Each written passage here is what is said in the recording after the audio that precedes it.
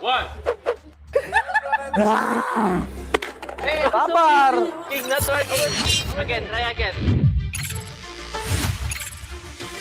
Welcome to Strongest Brand. Let's begin the first round. It's about history and geography related to MLBB. Okay. Stand by. 3, 2, 1. I think. Hindi ko alam ko. Pass, pass! Bilis ah, bilis ah. 2, 1. Isa. Hey. Melissa. Drop. Oh, 1-1. Correct! No! It's okay, we give them the first round. Yeah. Maybe you faster, bro. 3, 2, 1. Sorry, mga boss. 5, 13. D. 4, B. D. Okay, let us see the answer. Go! Stand by. 3, 2, 1. 4. Ay. Easy. Bro, old player knows everything. Uy, yan. 3, 2, 1. Run. Sana. Doon natawa pa. Wait lang. Back to time. 5, 4, 3. D. Correct. Lucky. Easy. Okay, Matt. Matt, you good at Ito, math? Matt, pre. Wait lang, 3, 2, 1. Nice. Email. 3. Hey. Drop. Kasama yung ano, small item. 5, 4, 3, 2, 1. You know, see? wrong. Also wrong. Oh, B ha, to B. Yung taas lang. Okay, nice try. Okay. So, Ano? I know. Oh, wait. Back. Ay, wait. 3, 2, 1. B.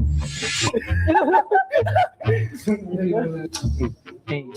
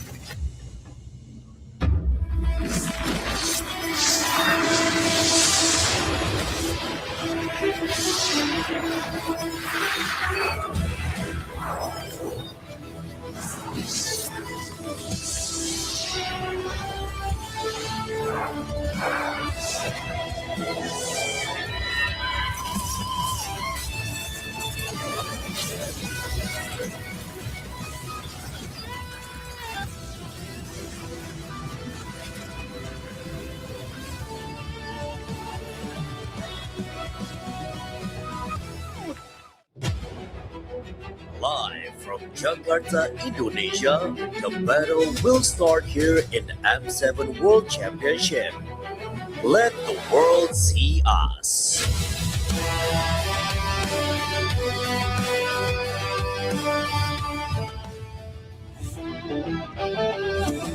Ladies and gentlemen, welcome to the M7 World Championship Knockout Stage. Please welcome your hosts, Glenn, Victor, Rose, and Eterna.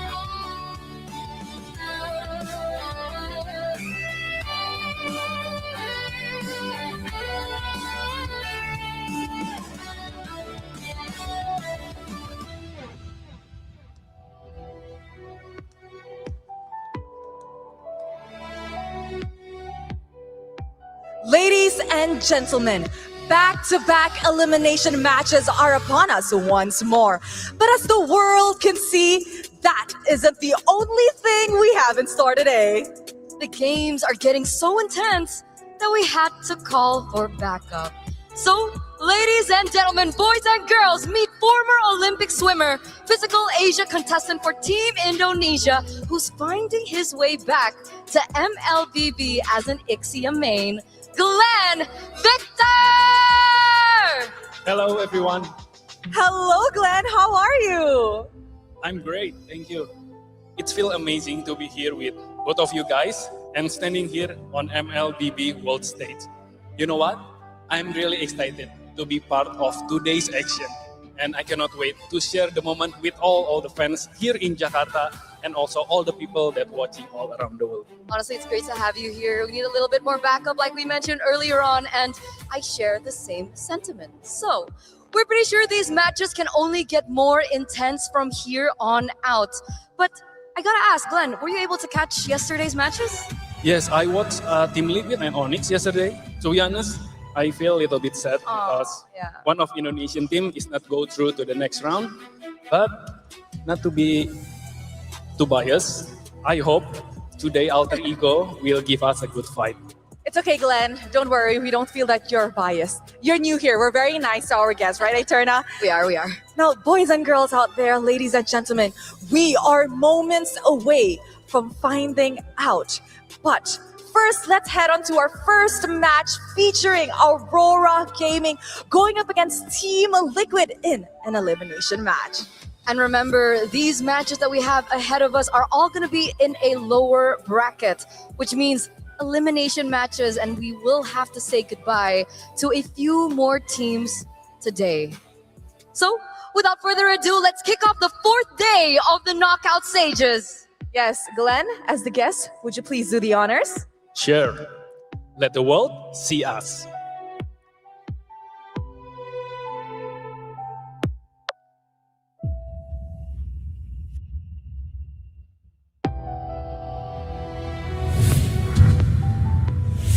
Thank you very much, Eterna, Glenn, as well as Rose. Looking like a K-pop star already. But here's the thing, before we even start the day, let me introduce our casters. They'll be doing all the best of fives for today. We got Brigida, Trex, as well as Mirko. Now, Brigida, here's the thing.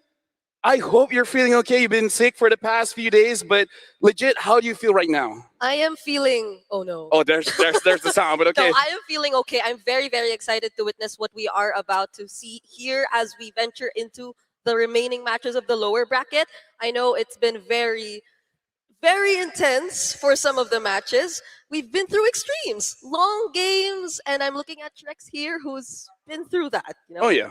Now, here's the thing. You know, you're sick, so try not to push yourself too much. You want to see you all the way to the grand finals. Now, Trex, here's the thing. Even though you did have the longest game, but the thing is, when we were casting, it didn't go all the way. It's only when we're not here, it went all 5 games. So do you feel like today we'll see the games go the distance, or is not even go to 5 games? I hope it goes to 5 games. As you know, I love MLBB. I want a bit too much. I want 10 games today. Oh, 20 plus minutes every single one. Let's do this. I mean, like, you're the one casting, so I feel like that's perfectly fine. Speaking of casting, Mirko, yesterday you had the honor to do Aurora going up against SRG, went all 5 games. What do you feel about that matchup yesterday? Yeah, I think it was a fantastic matchup. Again, something that we were already expecting coming into the upper bracket finals was it's going to be close. I don't know who's going to make it to the upper or to the grand finals first. It was very, very close for Selangor Red Giants to be the first Malaysian team ever to make it, but it was the narrative breakers, the Northern Lights that came up and they shone brighter than SRG. You know what?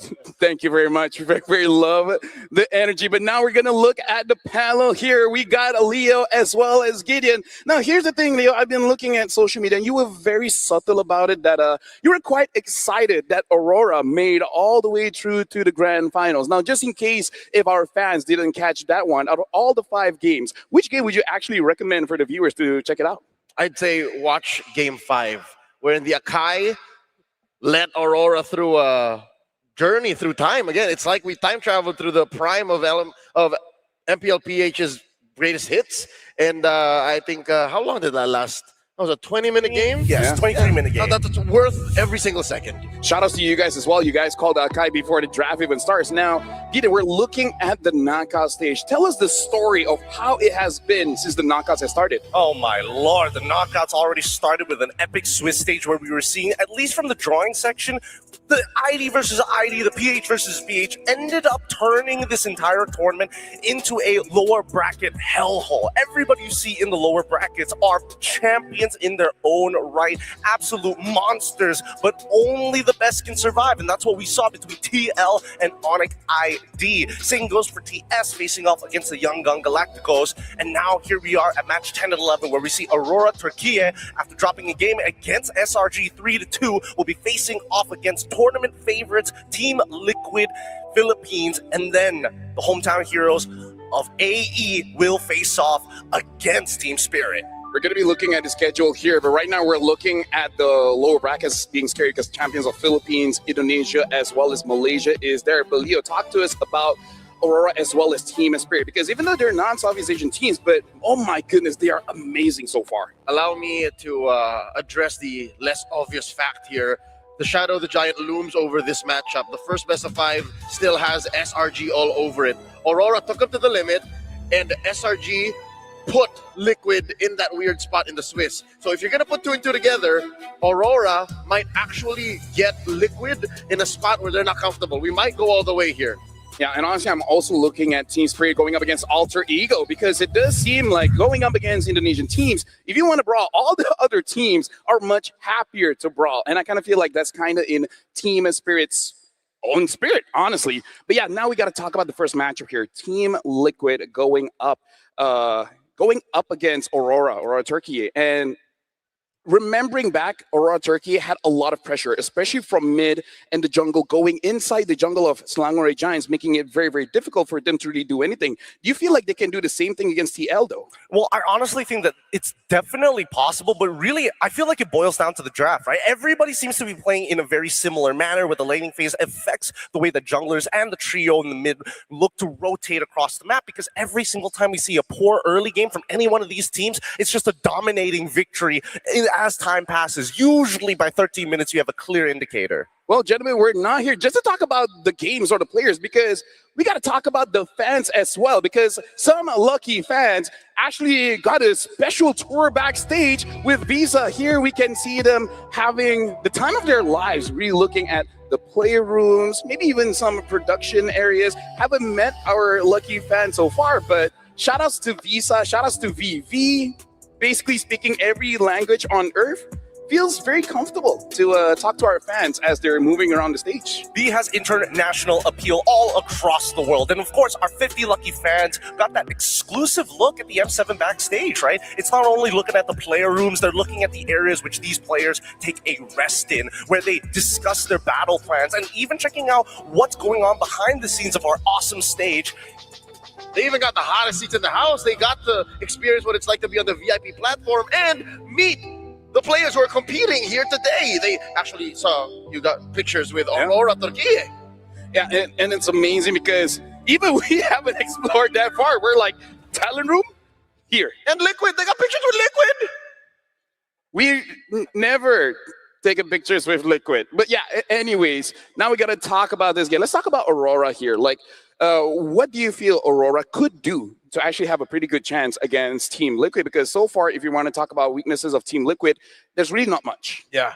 The Liquid weaknesses have been exposed by SRG and Aurora PH, so that's why they're a little more dangerous. But if you're going to ask me how they can take this all the way, I'd say adjust your expectations. If you're looking at Aurora Turquía's preparation, it's very specific. You'll look at how they attacked SRG. It's a very different pattern from how they attacked everyone else. Now they have to adjust again. They have to look at more than just the mid trio and actually consider what Oheb and Sanford are up to. Yeah, we're going to talk about this because there's no way across.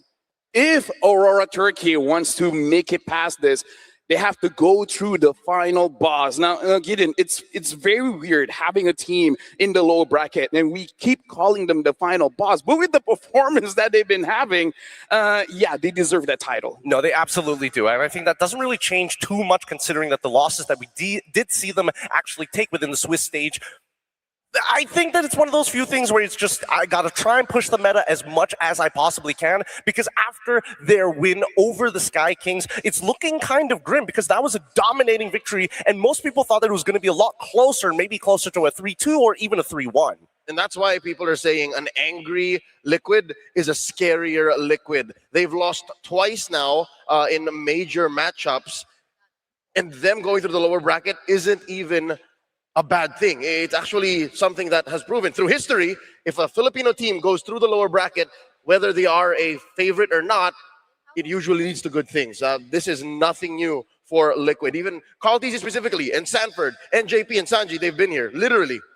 Yeah, and the thing is, like, there's no way to say it, like, in a good way, but basically it's just like, you get more practice. And that sounds weird, but really it is the case. Sometimes you just need that warm-up. You got to test a few strategies to see if it works, especially in the best of 5. You can afford 1 or 2 losses just to see whether this strategy works out or not. Even Team Liquid losing a game against Onyx yesterday, but then it's like, okay, you know what, experiment's over. We're going to close it out now, and it becomes a 3-1. Now, before we check out Aurora going up against Team Liquid, we actually have prepared a special video just to see how it has been going on behind the scenes between both teams.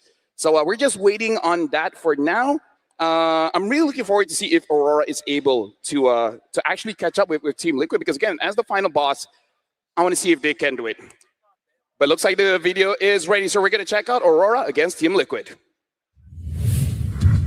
Gonna choose Aurora Turkey. Aurora Turkey will be the first pick by Team Liquid Philippines. This match against Aurora Turkey will be a rematch like in MSC 2025, and we're gonna do our best to repeat the same results. I see this match as they want a revenge for us beating them in the last MSC, and I want to win against them again. The MSG was completely different. The games were ending so quick that we cannot see. I think it's gonna be a tough match because they're the last world champions.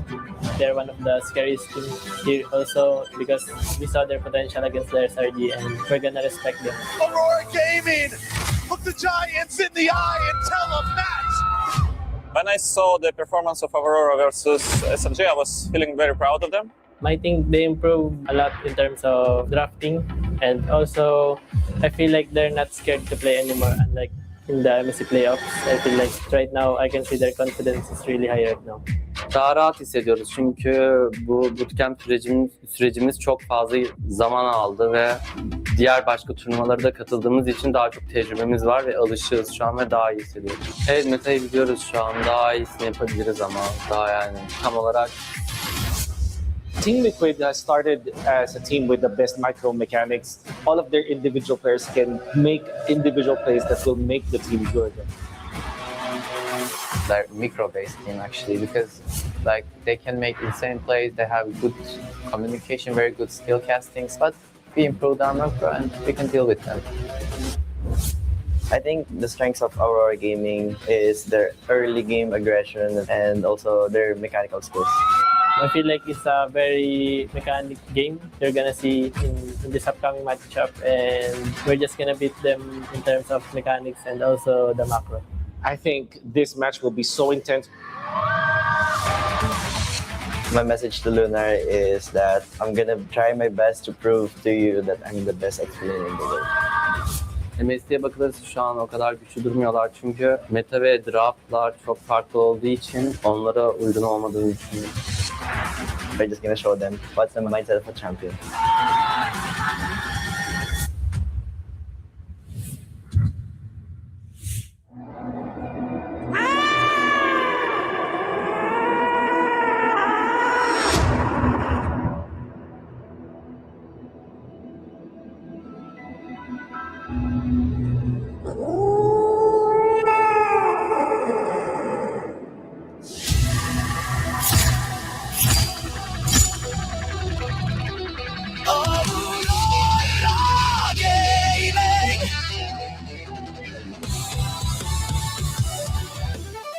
Here comes the Turkish contenders, Lunar, Bagu, TNT, Siggy Boom, and Rosa.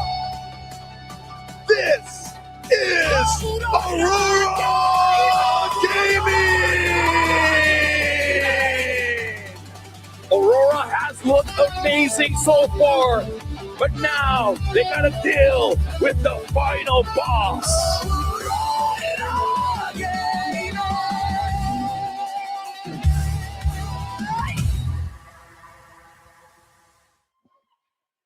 And now introducing their opponents, the final boss.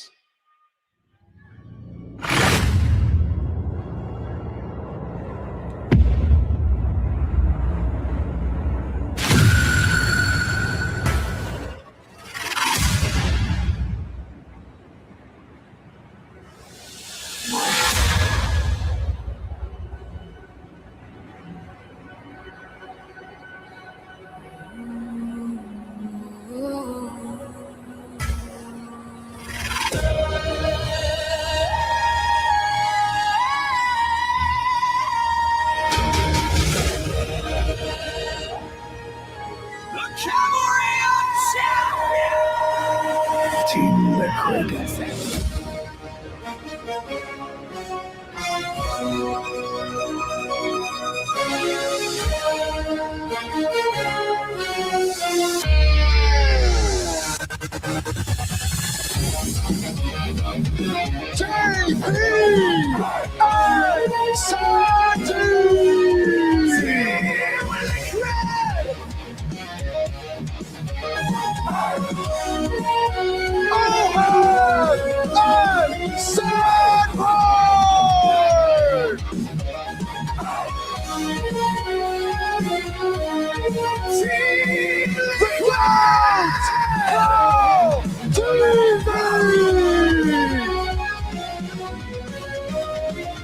Fighting for the Golden Road. Team Liquid. Let's go! Team Liquid!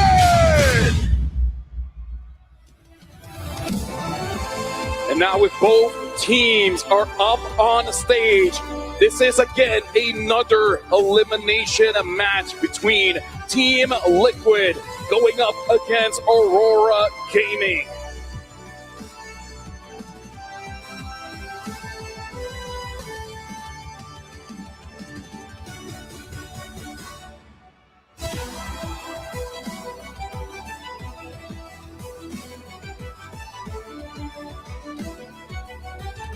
And now guiding them through this match are their coaches. For Aurora Gaming, it's Coach Bagelsev and Apex 47. For Team Liquid, it's Coach RC and Coach Tic Tac. With them is the M7 head referee, Gary, to ensure the integrity and fairness of the tournament.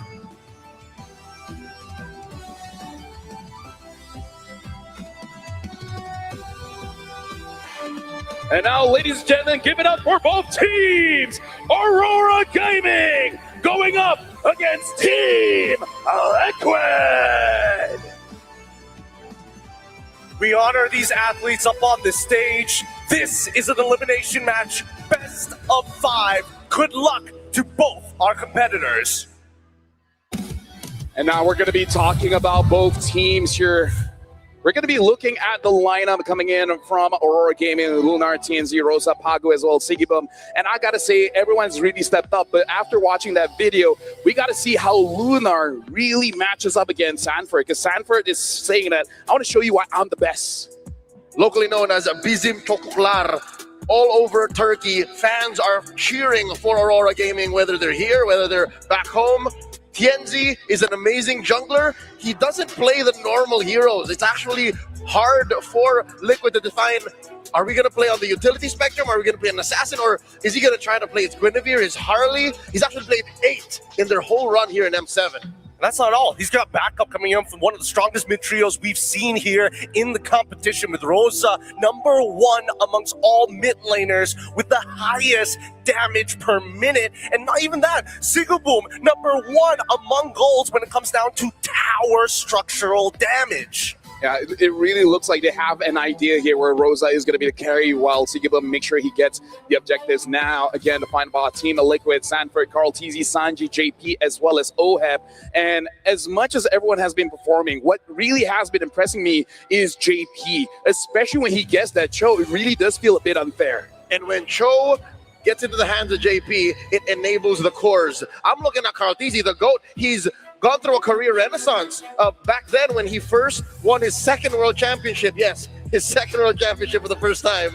You can only do that once in your whole career. He was a jungler, utility jungler. He wanted to take all the damage, but now he's all up in the gold. He's got #1 in gold per minute and gold per game average. Which again, in this current metagame, not easy to do. We're not seeing the gold per minute go anywhere past 800 or even 900. We're still staying above 750, and even then, that's an impressive score for the greatest of all time. Which is honestly quite impressive coming in from the teams, because we actually have differences of 10,000, 11,000, 12,000, 14,000.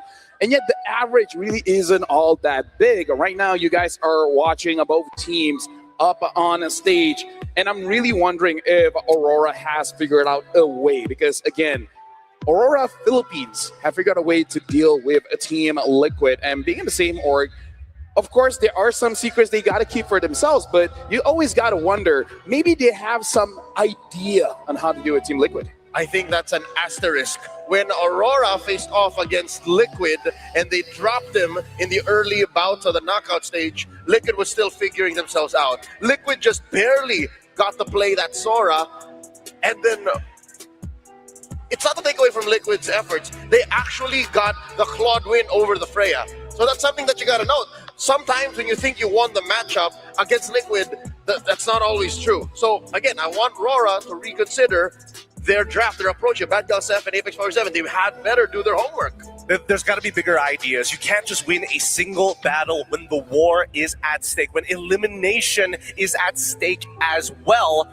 But maybe there's some truth behind it. We heard it from Aurora Gaming themselves, right? TL might not be well suited or well positioned in the current metagame, and that's why they were soul searching throughout not only Swiss stage, but coming into the first rounds here, we are seeing them trying to push that limit and maybe find themselves in this new tournament metagame. Something that we do have to see if Aurora Gaming will be respecting the Claude, because so far Oheb has been winning all of them, 5 games, 100% win rate on that Claude. So I'm sure a lot of teams have tried using the Freya, but I really feel like it's not a matchup that the hero just wins by itself. It really does depend on how you use the Freya. So we're seeing a clear signal for Aurora. You don't want to risk that Claude. Just the same as Coach Tic-Tac and Coach RC should heed the warnings. Watch out for Lunar's Uranus. 100% win rate now. It's a soft counter to Carl TZ's Yusun Shin. The Uranus is so tough, the Uranus is so chunky, he can just get in your face, cancel all of the passive damage you get by changing range. So these are 2 big heroes I think they should watch out for in red and blue first phase prio bands. Well, ladies and gentlemen, we're starting off the draft here. It looks like it is going to be expanding rivers. And just a quick note so far, at least here in the knockout stage, blue side has over 60% win rate. When it comes to the red side, only 30. So even just by that statistic, Team Liquid is already looking pretty strong in the draft. They're looking extremely well positioned overall. And since now we are back on that blue side, once again, the argument is still going to be, resonating with a lot of the fans out there. One of these sides need to be conquered, one of these sides need to be flexible, but it really boils down to what are those big play tickets, right? What are those big ticket heroes? And Sora just happens to be one of them. Yeah, and nowadays it does seem like ever since Innocent has shown that Sora is actually quite strong in the gold, it makes Sora more tricky for you to prepare against, because before it's like, yeah, most probably he is going to go EXP, but now you just don't know. Yep. Especially yesterday, O had an amazing game with the Sora. And you get heat checked. Can you play Valentina XP? Can you play Valentina Gold? And if ever you do commit to Valentina Mid, what other value are you going to get? It's definitely a game of chess and resources. And look, by picking the Farsa, they're riding that we are a better mid trio wave that Aurora has started against SRG. And I love this commitment to Yi Sun Shin that Carl TZ is showing. It's like, I don't care about the Leomord. You as long as they don't get the Uranus. I don't know if the Uranus is worth picking in Red 3. Yeah. Right now we have a fun fact here. M7 Lord Slayer, Carl TZ leads all players in Lord control rate, 71.88%. We have a total of 23 kills over to the Lord. Again, probably part reason why he has such high gold per minute as a jungler. Yeah, no, I was pretty surprised with that stat as well. I was expecting it to be closer towards the 60% rate, but pushing it up to 70 gives a lot of confidence for them when it comes down to these neutral objectives. I don't know whether they want to contest for Turtle specifically, but now that they have Yuzong, there's so many ways that they can actually play this game. I'm hoping for the Uranus, and there we go, the 100% win rate on the line. Yep, you have a decent lane against the Yuzhong. You can go hunt for the Yi Sun Shin. So this kind of neutralizes that early game advantage you have as a Yuzhong to just kind of scout out the vicinity of the Turtle Pit. Now going into the second phase, we know that the Sora is a gold laner going into the hands of Oheb, but what does Aurora play now? They can also block out JP's heroes, but they already took one, the Hylos. Would it be good to take out the Cho? I feel like Cho is actually pretty solid to ban out. Cho's not a bad idea. Unless they want it themselves. It kind of depends, right? They've already got their hyperscaler in the Yi Sun Shin. I think that their side lanes have basically been figured out at this point. Really, it's about holding on to maintaining control. I think there's an argument for Khalid. There's an argument for Cho. As much as I want to see Hilda, this might not be the map for it. Yeah, I'm pretty okay with the Louis ban, because even though Farsa has a good matchup against the Louis, this is probably just respect, saying that even if we win the lane, they'll figure it out, say, past 12 minutes, how to use Louis to get the macro advantage. Yeah, by banning the Louis, Aurora are accepting their vulnerability. They're very area dependent when it comes to fights. Where the Feathered Airstrike is, where Lunar puts himself as a Uranus, because he has to levitate there. With purpose. And then the Leomord. If you hit the Phantom Steed the wrong direction, even if you do get a movement speed buff, you're kind of lost. So they want to take that away from Sanji. And there's the Freya ban. Interesting. Swiggy Boom has been relying on the Freya quite often. Picked it 3 times so far until today and won twice with it. Yes, and it's strange to see because number one, what is Liquid really afraid of in this Freya? Are they worried that they have to deal, they're forcing Oheb on this Sora to say, you must stun her, you must lock her down, let the rest of us kind of deal with the back line of the team. If you happen to catch Freya alongside with the Uranus, that's even better, but I don't think that's a resource that Teal actually wants to utilize, right? So better to ban it out than to think too hard about it. And Aurora, good response with the Hilda, but Khalid and Cho still wide out in the open. I kind of feel like for TL, what they're trying to do is make sure that Swiggy Boom does not win the matchup against Oheb. Like, whatever you pick, you're not going to be able to deal with the Sora, and that just makes their movements around the map going to be pretty slow. What's up for the Turkish Trigger Man? The Granger still out there? I wouldn't carry. There's way too much that can take down the carry. I mean, they want him on Claude. They're trying to shoehorn him in. Yeah. It's clear. Liquid is saying, you want the Claude, you can have the Claude. But that was going to be the answer then, because I feel like the 3 heroes that they have is pretty good answers against Claude, but if you're letting it go, there must be more. I think they need to lock in the Khalid or the Cho here. Ideally, Khalid just a little bit more because that Raging Sands is nasty. But instead, they're going to go with Khalid just in case. So no matter what, whether it's Khalid, whether it's going to be Cho, you try anything sneaky, Tsunami Slam incoming. I feel like I'm more afraid of Khalid, honestly. I like the Kalia. They got the combo wombo with the Leomord and the Barca. It's just easier. And there's natural synergy as well. I think TL, they've got enough disruption. The question is, how do they maintain mid-control now that they have to deal with Kalia? All trades are going to be a little tougher. I think there's an argument for high loss here, just to make sure that the team can dive a little bit faster, a little bit harder. Would be nice, but Rora read into that. It's banned. So now they have the opportunity to play Cho. But again, the Kali is there to kind of stop it right in its tracks. Also, what is Sanji playing? Gimme! Okay. Thought it. We overshot. Yeah, we overshot. And that's the danger with the draft right now. Gato was there the whole time. He's so simple. I think this is just simple answers, simple solutions to maintain control over mid. The Kimmy is what I'm a little worried about, right? You're going to take Purify. You know you're basically going to get chased down by the Leomord, and you get completely outranged by Farsa. So Sanji's entire philosophy for this game, I need to win. I need to make sure later down the line I could get a Sky Piercer if necessary. But for the most part, anybody's running towards us, I have to peel them off. Now Aurora, one more pick to complete their lineup here, and they're still going to pick up the quad. We're going to see whether Seekiboom is able to navigate around a Team Liquid here, having double fighters. Going to be quite a fast composition. But even Team Liquid said, the thing about Aurora is that they're pretty aggressive in the early game. What do you feel about the drafts, Leo? I think the aggression is definitely something to watch out for. But Carl Teasy will not back down. Looking at the lineup, especially with how OHIP can unlock himself so quickly away from this quad, because the quad's just going to farm. I think Liquid can catch up. Liquid can get to a point where even Sanji's not going to be afraid anymore. Well, thank you very much, Leo, as well as Gideon. And now with the drafts being done, we're going to be throwing it over to our casters for the first game, Team Liquid against Aurora. Thank you so much, panel. Welcome to the Land of Dawn, folks. This is our first match of the day. Team Liquid versus Aurora Gaming. And man, what a draft to start things off. Here we go. Bring it up. Thoughts on the draft? I completely agree with what our panelists have said earlier. This can potentially be a very aggressive start once again for Aurora Turquie, and we've seen it against the Yisun Shin too. This is exactly what Sekai's has been through in their previous matchup. So Carl TZ definitely would need to watch out, and we have to see the lanings go really, really well, especially for Liquid's side lane.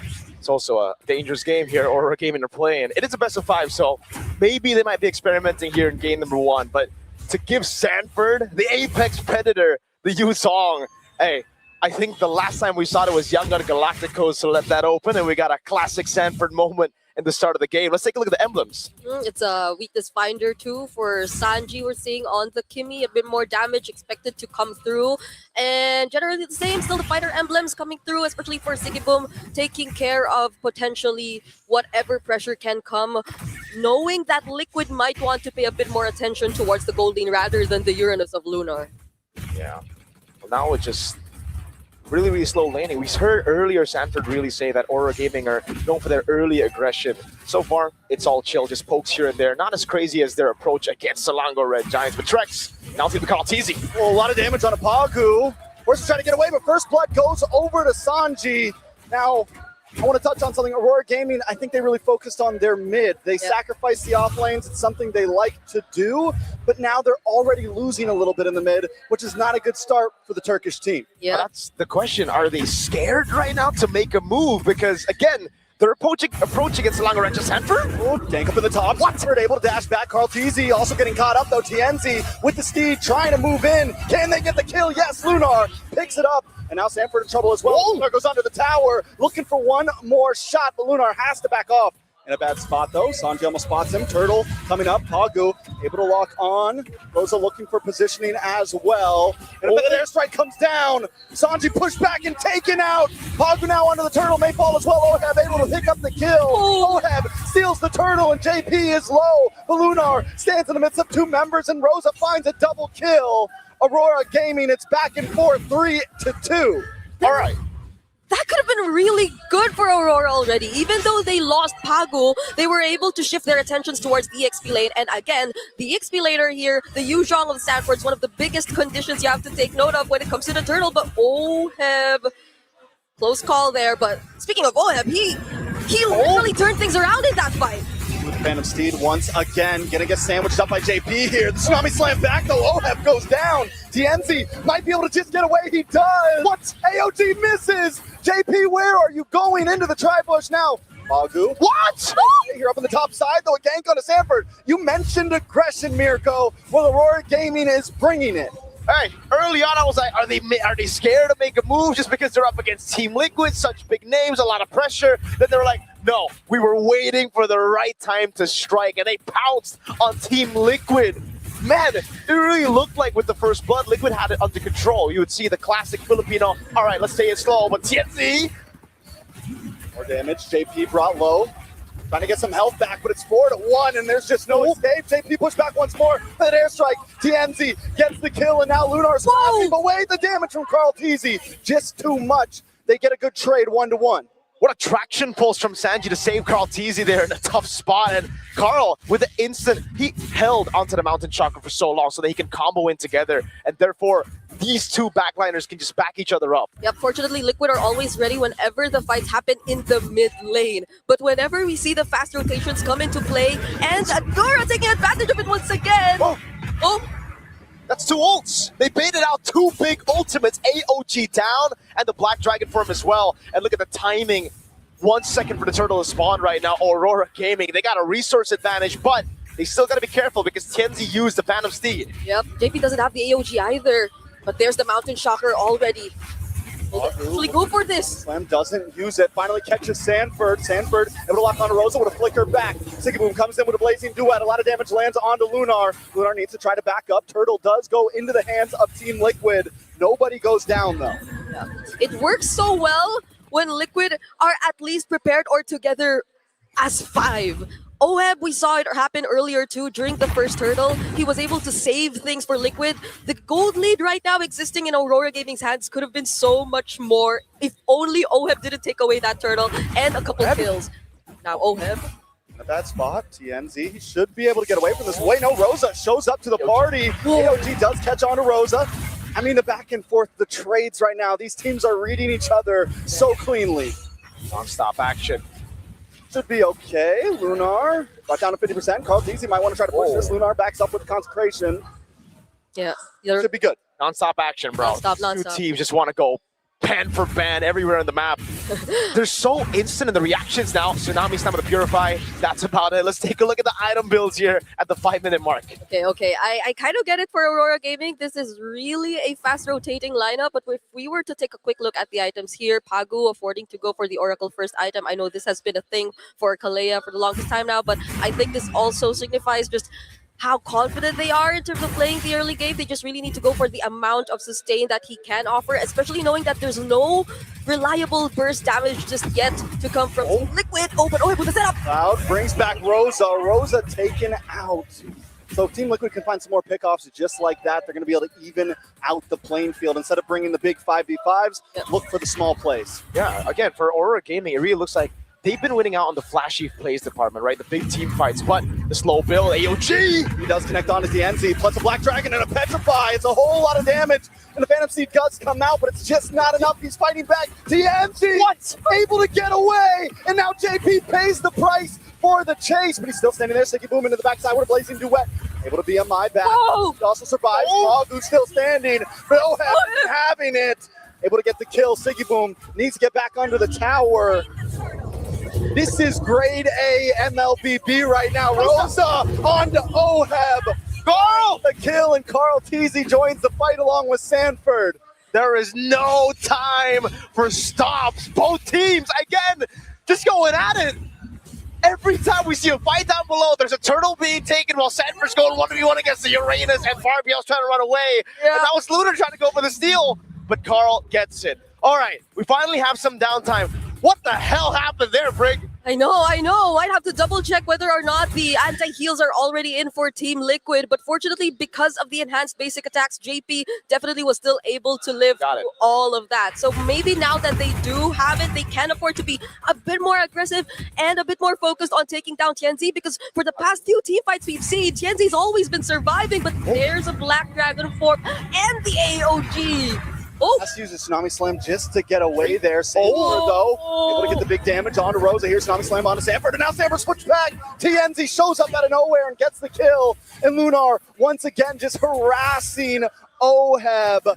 Every time you think one of the members are going to win the fight, the other team comes out on top. The Apex Predator, he smelled blood in the water, but it was a bait from Aurora Gaming. Yeah, and I'm glad that we're seeing how Liquid are kind of reading into this still. It's not like they're being a bit too reactive just yet. Carl TZ still very much focused on farming. He knows what he has to do as the Lee Sun Shin. So later on, we will be seeing him a bit more active when it comes to the team fights, but now it's just Liquid trying to stop these fast rotations and plays that are coming from Aurora Gaming. TNZ able to push back. Whoa! Carl TZ goes down! Rosa picks up the kill, a nice shifting cloud going all the members, Oheb! But wait, the Tsunami Slam, Oheb goes down as well. TNZ still standing strong. Siggy Boom Beam Eyes to the side. He's going to try to take this tower on the top side. Aurora Gaming outclassing TL right now. They're too good. They're too good at choosing timings and choosing when to fight. They know when a crucial member of Liquid is down. Sandy! Might not be able to get away from this one. Another airstrike wipes him off the map.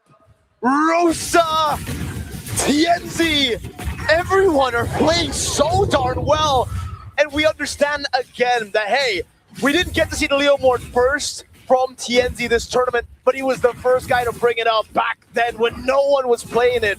So when he got back on the horse, he was like, I got this.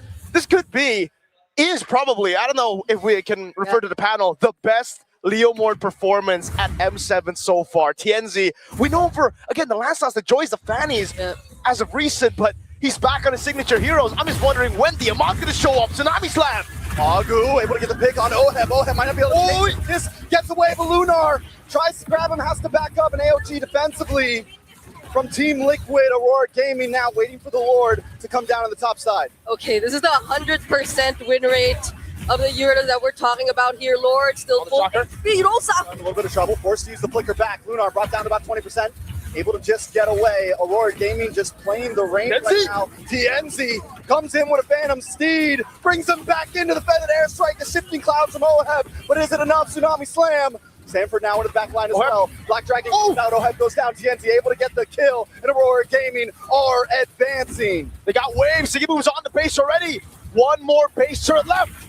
My gosh. Right, a nice Tsunami Slam once again lands on Sanford, and Sanford is gone. It's 3v5 right now. Aurora Gaming with an 8K gold lead and a wave coming in. Okay, Carl TZ and Sanji are there. They still have ways to clear Rosa. Strike. They won't be able to defend. TNZ takes out JP. Another wave of minions coming down the top side of Sanji. Carl TZ up again. They're on it. If there's a team that could do it, they could try. But Siggy Boom with a blazing duet to clear out the map. They lock onto the base, and they take game number 1. 10 minutes and 54 seconds to deal with the final boss. Aurora Gaming with their new version, a refined version of the draft of the playstyle that we saw from them against Selangor Red Giants. It was a bit too similar to what we saw yesterday against SRG. And SRG definitely were able to adjust, were able to take their time. But if we were to observe Liquid and their game so far, the game ones are just so important for this team. And for you to take it away from them in that manner, that's definitely going to affect them in some way. You know, we've seen so many teams try to pull off the Leomord Farza combination with a nice tanky mid, and it seems like Aurora Turkey has just mastered it. They're one of the few teams that can get away from it. What's up with the Auroras, man?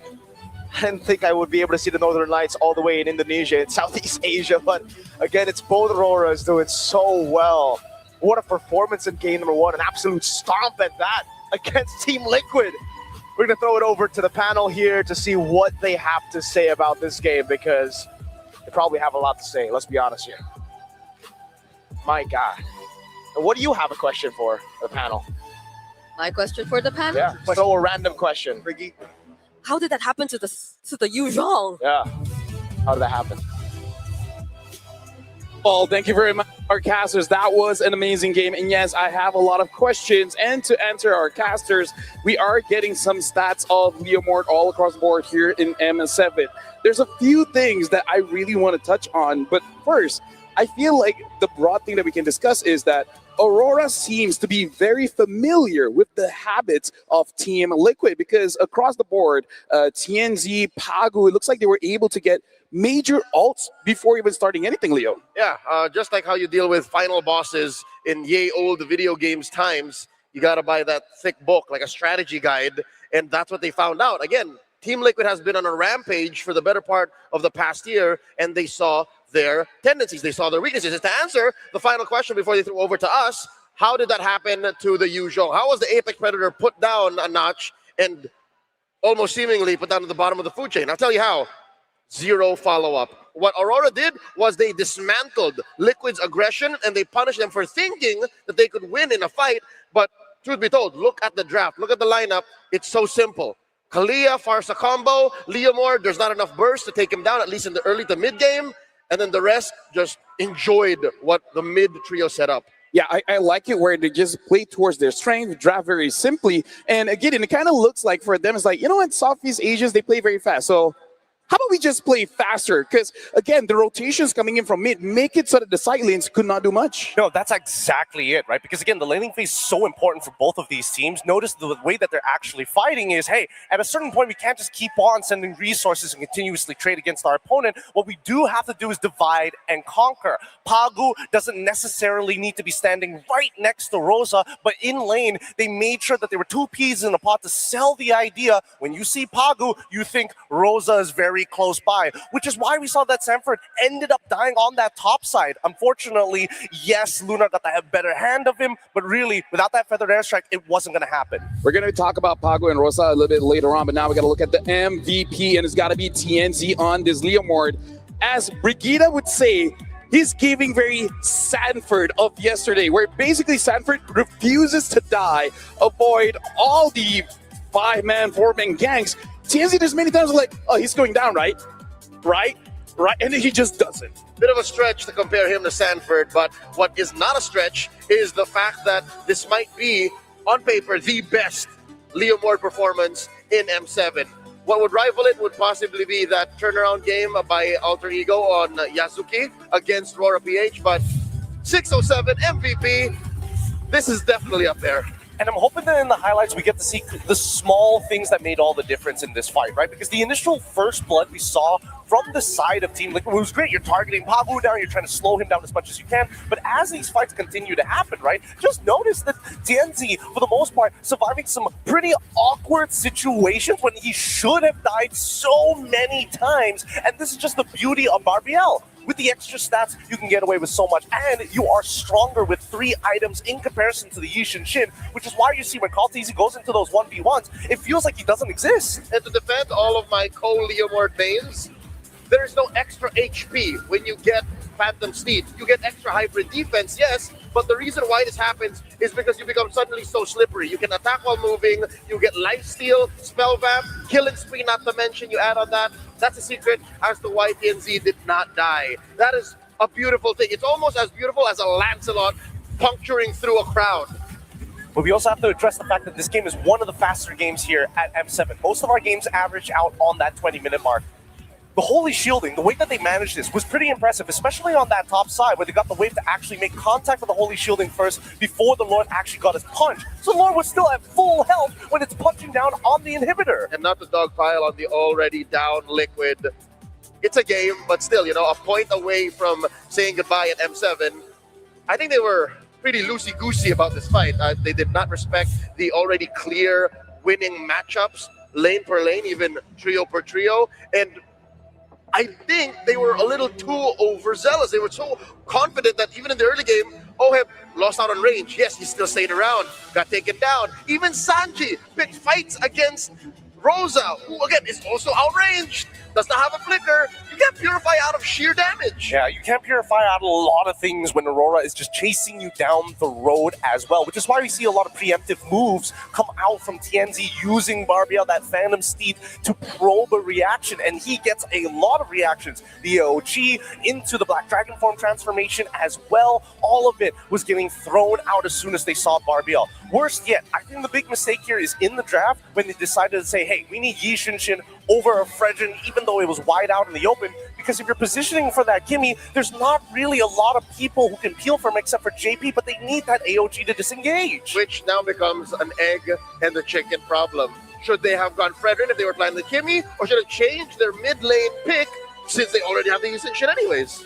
Now, gentlemen, as long with our casters as well, since we're talking about Leomord and they want to know some stats, funny enough, on paper, the best Leomord so far is actually one shot from Team Spirit. And the reason being is, number one, he has not lost just yet, highest amount of kills, lowest amount of deaths, and quite a lot of teamfight participation, almost 80% teamfight participation in all of his games. Though I do have to say, like, in context here, he has 3 wins, the same as Yazuki as well as Skies. But again, One Shot has not lost so far. So on paper, it's actually One Shot on top with that Leomord. I think that One Shot, he's pretty good at it, but I think the stats are going to change real soon because TNZ is rising up real quick on that. But keep in mind, Lunar is still 100% win rate on this Uranus. 5 games. 5 games, and Sigoboom, I think this is one of his better clock performances. I would say this is just one of the better performances from Aurora Turkey in general. But again, we saw how Slangoray Giants was able to adjust because it does seem like Aurora, if they're going up against a composition that has a Yi Sun-shin, they have figured out how to deal with it. And that's basically just to make sure that Yi Sun-shin doesn't die, but not really interacting with him personally. Just interact with the support around him. Speaking of support, do you guys want support like a coach inside of pockets? Well, you guys can get it now because check out the AI insights from the Realme 15 Pro. It has win rate predictions, analyze goal items, everything in real time. It really is like having a strategy coach in your pocket. That's the AI gaming coach for you, but it doesn't stop there. In a fight, you want to execute those perfect combos. You can actually set the consecutive skills combo, which is one tap. It does everything for you. Guides your strategy and elevates your execution. That's a full AI-powered edge from prediction to performance. It's a complete package. You play, we carry. And that's the Realme 15 Pro, the M7 official gaming phone, which is being used by all of our players on the stage. So much fun, so much fun. Great to have a phone of this caliber every day. And honestly, I don't know how many photos I've already taken on this bad boy, but it only gets better. The problem is that whenever I go traveling, my biggest issue is that I can't pay for these cool products. Half the time I'm like, man, I put my card in and it just doesn't work. Hey, I mean, like, here's the thing. If you really want to pay for stuff, we got our good friend here. We got to talk about Visa, and here is V once again. This is V, our good old buddy here. And I want to see, like, which part of the world he has been to. I like that he brought our fans all across. So now I'm going to call in V to see what he has to say. 안녕하세요. 저 이름은 V예요.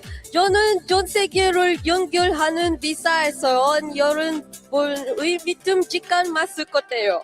빠르고 안전하며 스마트한 결제를 도와주는 곁에 있어야 할이에요. 쇼핑도 영상도 일상 속 작은 결제도 V와 함께라면 언제나 안심할 수 있어요. 자, 이제 함께 또 편리하게 즐거운 카슐리스 라이프를 시작해요. 앞으로 잘 부탁드려요. Nice. I wasn't expecting Korean V, but I didn't know. How many more languages does V have? Dude, a lot. Very, very feminine with that voice. You know what? Shout out to who voiced V. He's young. Very. And already traveling all around the world. And again, that's the real MVP helping us out here as well as the fans. But now for you guys as well, we got battle passes. The M7 bonuses are here. The M7 pass went live all the way from the 1st of January. So if you guys haven't gotten on it yet, seems a bit weird because it's packed with a lot of stuff like the Granger Thunder Ascendant Epic skin, the Cosmic Finality Prime skin, and you guys can even see the figurine. It's there, like down there. This is amazing, by the way. Looks amazing. And the thing is, you guys can also get the Gatot Kacha Solar Spark skin for free. And of course, the fan favorite M5 Yuzong skins and Revamp M Championship skins are also available. So make sure you guys grab the pass because, again, we've been saying it here. It's probably the best value for money when it comes to what you can get here in the Mobile Legends. Double check. I'm at 47. Oh, man. I already have the Gatot skin. I need those more diamonds. I need more diamonds, but don't miss out your opportunities here today. Quickly pick up that battle pass and max that bad boy out. Speaking of bad boys, though, I think that right now the draft is kind of like, if I'm in TL's position, I'm thinking we got to ditch this Yishin Shin. I mean, like, here's the thing. I kind of feel like it's nice that during the Swiss stage, we have a certain meta. Now we're going into the knockout stage, we're developing a certain meta. Like, for example, right, during the Swiss stage, one of the most winningest hero is that Eve, and now Eve keeps on getting banned out. But now the Pharsa, man. The Pharsa almost doesn't matter who gets the hand on the Pharsa. Even if the Pharsa loses, it's kind of not the reason why you lost. Let me rewind about 2 steps back. I wouldn't panic and just say don't Yishin Shin anymore. Looking at game 1, watching that 10-minute game, I'd say just play tighter. Respect what your opponent brings to the table. And again, make better decisions. Kimmy, utility, which direction are we going? And even the side lanes, consider that. I think Liquid can be a little more respectful of Aurora going into game 2. And then maybe, just maybe, if they lose that, that's when maybe you really decide to go 180. Well, here's the thing, right? I'm thinking in the sense of tempo, timing, and item power spikes. Yishin Shin alongside with the Kimmy, we're expecting Kimmy to actually take the advantage with the Genius one, something along the lines of Feather, which is a little more unpopular, but it's an aggressive option in the lane. When we look at our top 5 heroes pick, it's Yishin Shin in 4th, 2nd is Clock, 1st is Pharsa, 3rd is Cho, and 5th is Sora. When you look at the win rates, as we go up, you notice that the win rates take a little bit of a dip once we get to the Pharsa. I mean, again, this is why I brought up where, yes, I know that the win rate isn't the highest, but again, if you're looking at the games, the Pharsa really is not the reason, right? Whatever the Pharsa's job is, control the mid, make sure that you give pressure to the side lane, do a massive amount of damage, Pharsa can do that. And I feel like as we mature towards the knockout stage, now teams are getting more comfortable and be like, we know how to draft around this Pharsa. That's what I'm saying. You can let the Pharsa through, maybe less of the Eve, and then play from what ends up in the draft. So recalling the bans from game 1, Fanny Grok Eve for Team Liquid, nothing wrong with that. Aurora, Zushin, Hylos, Baksha, that might be the very specific move that Liquid have to think of. They know that they respect the Zushin. They know that they want to attack JP. They kind of attacked him too in the second phase by banning the Hilda. And they know that Khaleesi is very good on the utility. So, thinking about that, where is the Lancelot? Where's the Hayabusa? Hayabusa took a dip after the knockout stage. That might be the tempo breaker. Hayabusa is really interesting, right? Because again, if you want to create leads with Hayabusa, it's either the team has to kind of funnel it into you by setting up the perfect angle for the quad shadows, or you make plays in the side lanes opposite. You know, divide and conquer like we saw in game number 1 from Aurora Turkey, where they're sending in Pagu alongside with Rosa in 2 separate directions. And I think, fortunately, with the way that the meta is turning out, with side laners being such a big importance alongside with the mid trio to control invasions, to put that brass tacks in the river, Hayabusa just doesn't cut it anymore. Yeah, right now we're going to be looking at the pick our pass here. So if you're a Valentina, whose ultimate do you steal? Feather S-Strike or the Tsunami Slam? On 3, ready? Whole name. 1, 2, 3. Feather S-Strike. Yeah, there you go. I feel like, honestly, it really depends. Like, every single time you use a Valentina, right? If your opponent is a Valentina and, say, a Hayabusa or a, what you call it, Lance, something like that, and the Pharsa is being dealt with say, a Lapu, a Yuzon. It's like, okay, that's not that big of a deal. I want to catch this assassin. But I feel like the most general trend, Feather Strike is pretty cool, so I might as well just take that. Yeah. 9 out of 10 times, it's going to be the Feather Strike. Oh, and I feel like you can only really take the Tsunami Slam, like it feels good, if you're playing an EXP Valentina, because then at least you're tanky, yeah? That too as well. It really depends on what position the Valentina is going to be in at the end of the day. But coming back into this game, I think we're going to start moving away from this Valentina once we deal with the big questions. Because so far, I think Oheb on Sora, not the worst, but I think I would like him to play more of the damage dealing style rather than the hard engages, because Sanford really knows how to take the initiative and absorb that pressure in comparison to Oheb, especially when Kalia is available. They just lock him down. Going into the draft, I'd like for Team Liquid to reconsider staying blue. Even if they did lose in blue, again, a lot of the problems are repaired by choices you can still make from that position. So we're going into expanding rivers. again. And this is how we begin. Yep. Yeah, so by taking out that Kalia. Yeah, so Rivers again, Team Liquid is still on the first pick, Aurora is still on the second, and yeah, this time they're not banning out the Eve. The Eve is left open. It looks like they do prefer to get that Sora first. So now, Aurora Turkey, this is the real question. Do you still prefer that Farsa now that the Eve is still open? It looks like the answer is yes. Yeah. This is the... Well, I mean, they don't have access to Kalia anymore, so I still think it's going to be Leomord here for the side of Aurora first, and then we'll see the next two coming out from TL. Are they going to switch out the Yishin Shin and Yuzong, or are they just going to double down and say, now that Kalia's gone, we've solved all the problems?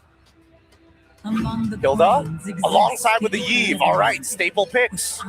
Yeah, so right now, we can already see a change here, especially because if you have Carl Teasy in your lineup, I think it's perfectly fine to wait on his pick just a little bit because, again, there's a lot of assassins, and if necessary, he could use a utility. But now, Aurora, the last pick before was that Uranus. Now seeing the Eve as well as the Hilda, do they go with the same plan, or now do they adjust? It's not as worth it. There was a Yusin Shin to bother last game, confirmed in Blue 2-3. That's why this Uranus was so good for Lunar. And I think that's right. You go for the flexible side laner, gold laner, XP laner. And honestly, still good against the Eve, right? They want to make sure that the mid is won. So this is probably the game plan coming in from Aurora Turkey, where they want to make sure that the mid is well controlled. What do you think about this, Gideon? I think that now that they've shown the EXP laner, as much as I want to agree with you about that mid lane, I think that's where Coach RC is going to attack in the second phase, right? And then now this Sora becomes a more flexible option now that we do see the EXP Esmeralda from the side of Aurora, meaning this could be a potential Claude. I don't know if Aurora Turkey is going to ban out the Claude or whether or not they're just going to keep on with the Fredrin and getting rid of the rest of the junglers. Yeah, right now, banning out the Fredrin here. If they really want to force Carl on an assassin, which let's face it, he probably wants to go on the assassins as well, it's clever that Team Liquid, they are banning the Cho, they already have the Hilda. What other picks that they really want to respect here? And it's quite interesting that they ban out the Alice while the Lapu is still there, unless they want to quickly get the Lapu and just put Esme in goal, but I don't know if you want to show your hand that fast. Ooh, yeah, I think they would have to, if they do want to hold it, game 3 would make a lot more sense, but it really depends on the result here. This final ban from the side of TL is probably going to take away somebody who can use Concussive Blast. I would assume that Gatot would probably be in this particular position here if I were to guess. Gotta be another roamer. It's gotta be another roamer, right? Because Aurora will pick the last good roamer and then hide where the Esmeralda goes deep into Red 5. Well, just a few seconds. It looks like they're banning the Quad instead. Probably considering they don't mind whatever roamer that is left for Pagu here. Just not the Claude. But to be fair, there are quite a lot of roamers already banned. You got the Grok, the Kalia, the Cho, the Hylos out of the picture. So, yeah, there's not a lot of options. There's still the Gatot. There's still the Khalid. I'm not so sure if there's anything spicier. I think they've used the Minotaur before, but this does not look like a draft that Minotaur wants to go up against. Yeah, for sure, for sure. Especially since Minotaur's healing only gets relevant after you're able to get the flask. But prior to that, you're just kind of waiting. And even so, Gatot seems to be like the safest option for Aurora Turkey. And that way they can hold on, like Leo mentioned, hold up on the flexibility of this Esme. Well, right now they do have to go for a pick here. The timer's down.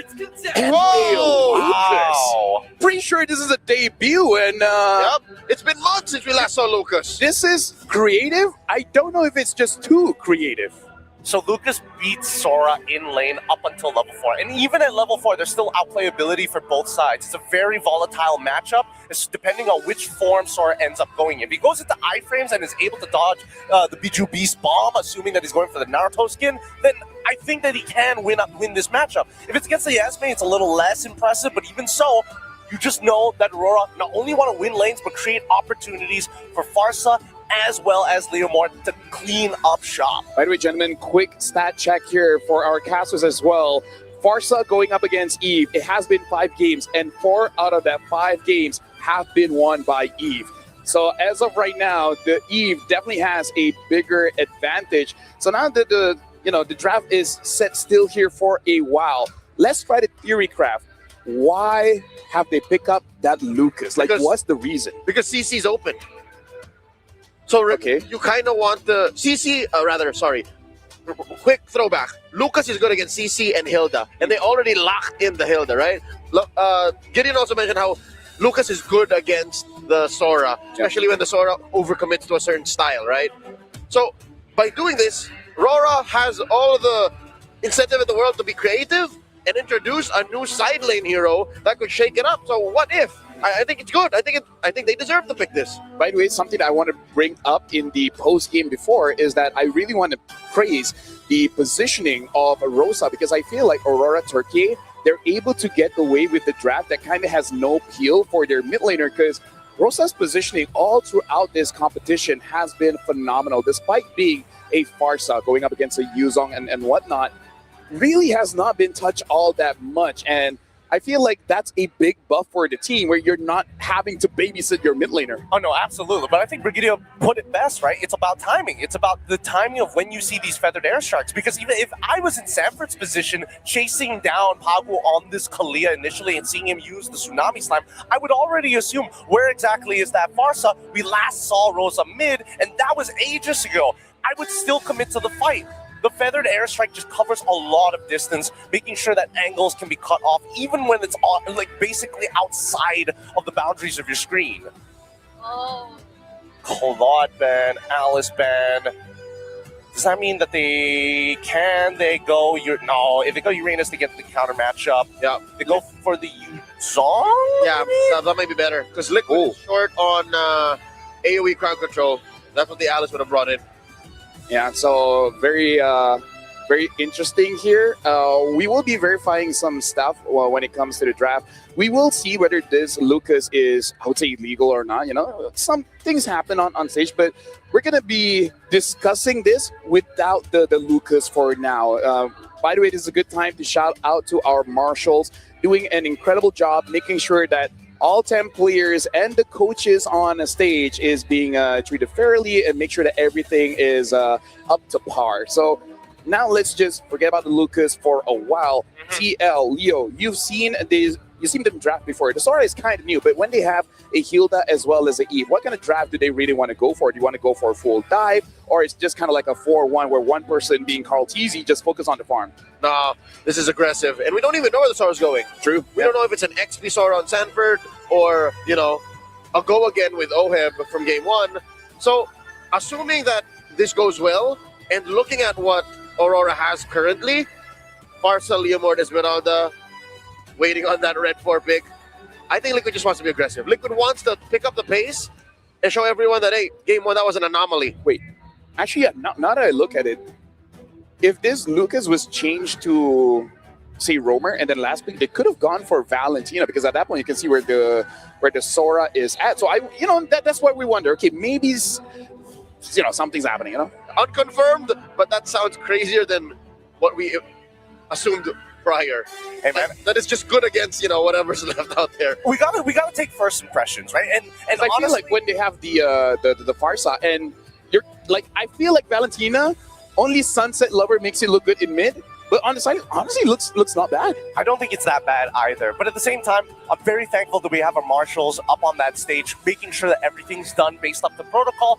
You're probably wondering why it's taking so long, because there's a lot of things that need to be done. You got to verify with the opposing team, verify with your matches, team, elimination match, double check with the rest of the backend to make sure that what is being said is true. So many steps must be taken to ensure that it is competitively integral.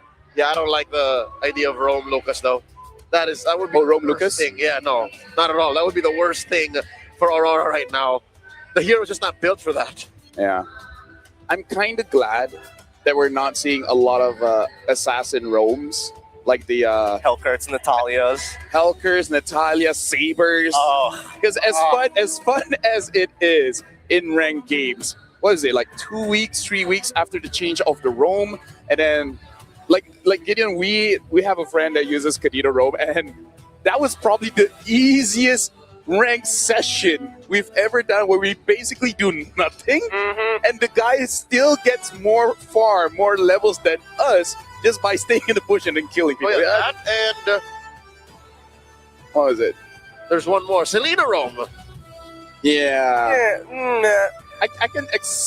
You know what? No. I just want either you're the toughest boy in school or you just have a lot of crowd control. I don't want none of that flamboyant. Healing is also kind of okay, but you know. I mean, healing. Miss Popole Koopa Rome. Hilda, I'm okay because of Minotaur. Fair, fine. I can get behind that at the very least. But having CC is so important. But opening up the map, I think right now what we're missing from the game, and this is me just kind of going on to the M7 podcast mode here. Yeah, we need wards. We need ways to open up maps more consistently and something that is interactable, right? And I think wards would be a really good idea for supports. Yeah, I kind of feel like that will soon be an activatable for, say, a roam item. Because before this, they did try it out with the spell, right? Yeah. And it's kind of like, that's weird. People still prefer Flicker, which, yeah. Facts. And you know what would be even better? What would be even better? It should be a blessing instead. So it's like you get wards, but you don't get a conceal.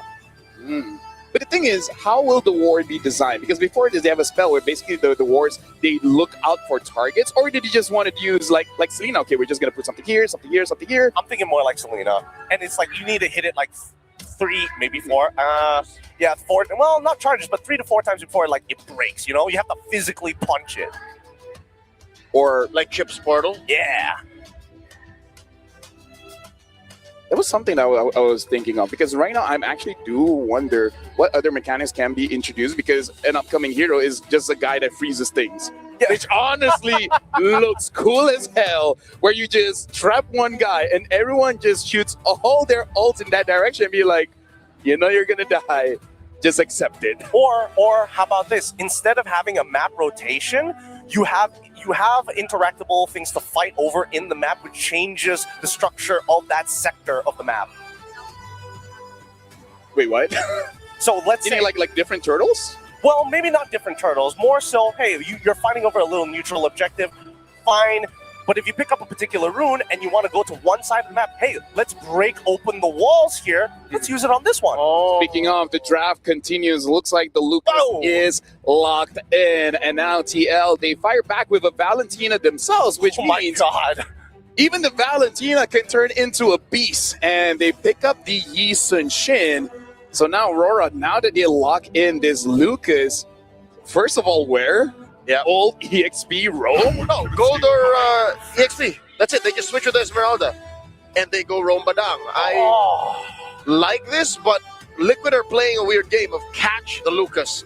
Where are they going to send that Valentina? Yeah, I guess they might have to lane swap if they open up badly, if they get the guesses wrong. But I think importantly, this Badang is really good for 2 reasons. One, it's not only a great setter, but he has inbuilt anti-CC when you go for his ult. And I think, considering that Papu was able to use the Tsunami Slime to get away from Sanford earlier, I think he's got more tech in the bag. Gentlemen, looks like Lunar will be piloting the Lucas, going up against Sanford on that Valentina. Already sensing one lane matchup has been lost. This is going to be a very interesting one, especially after the domination from Aurora.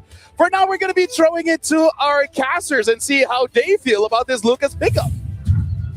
I am very feel about the Lucas pickup right now. Now, okay, welcome to the Line of Dawn, folks, for game number 2. That's definitely going to be a good question to ask for the host later on.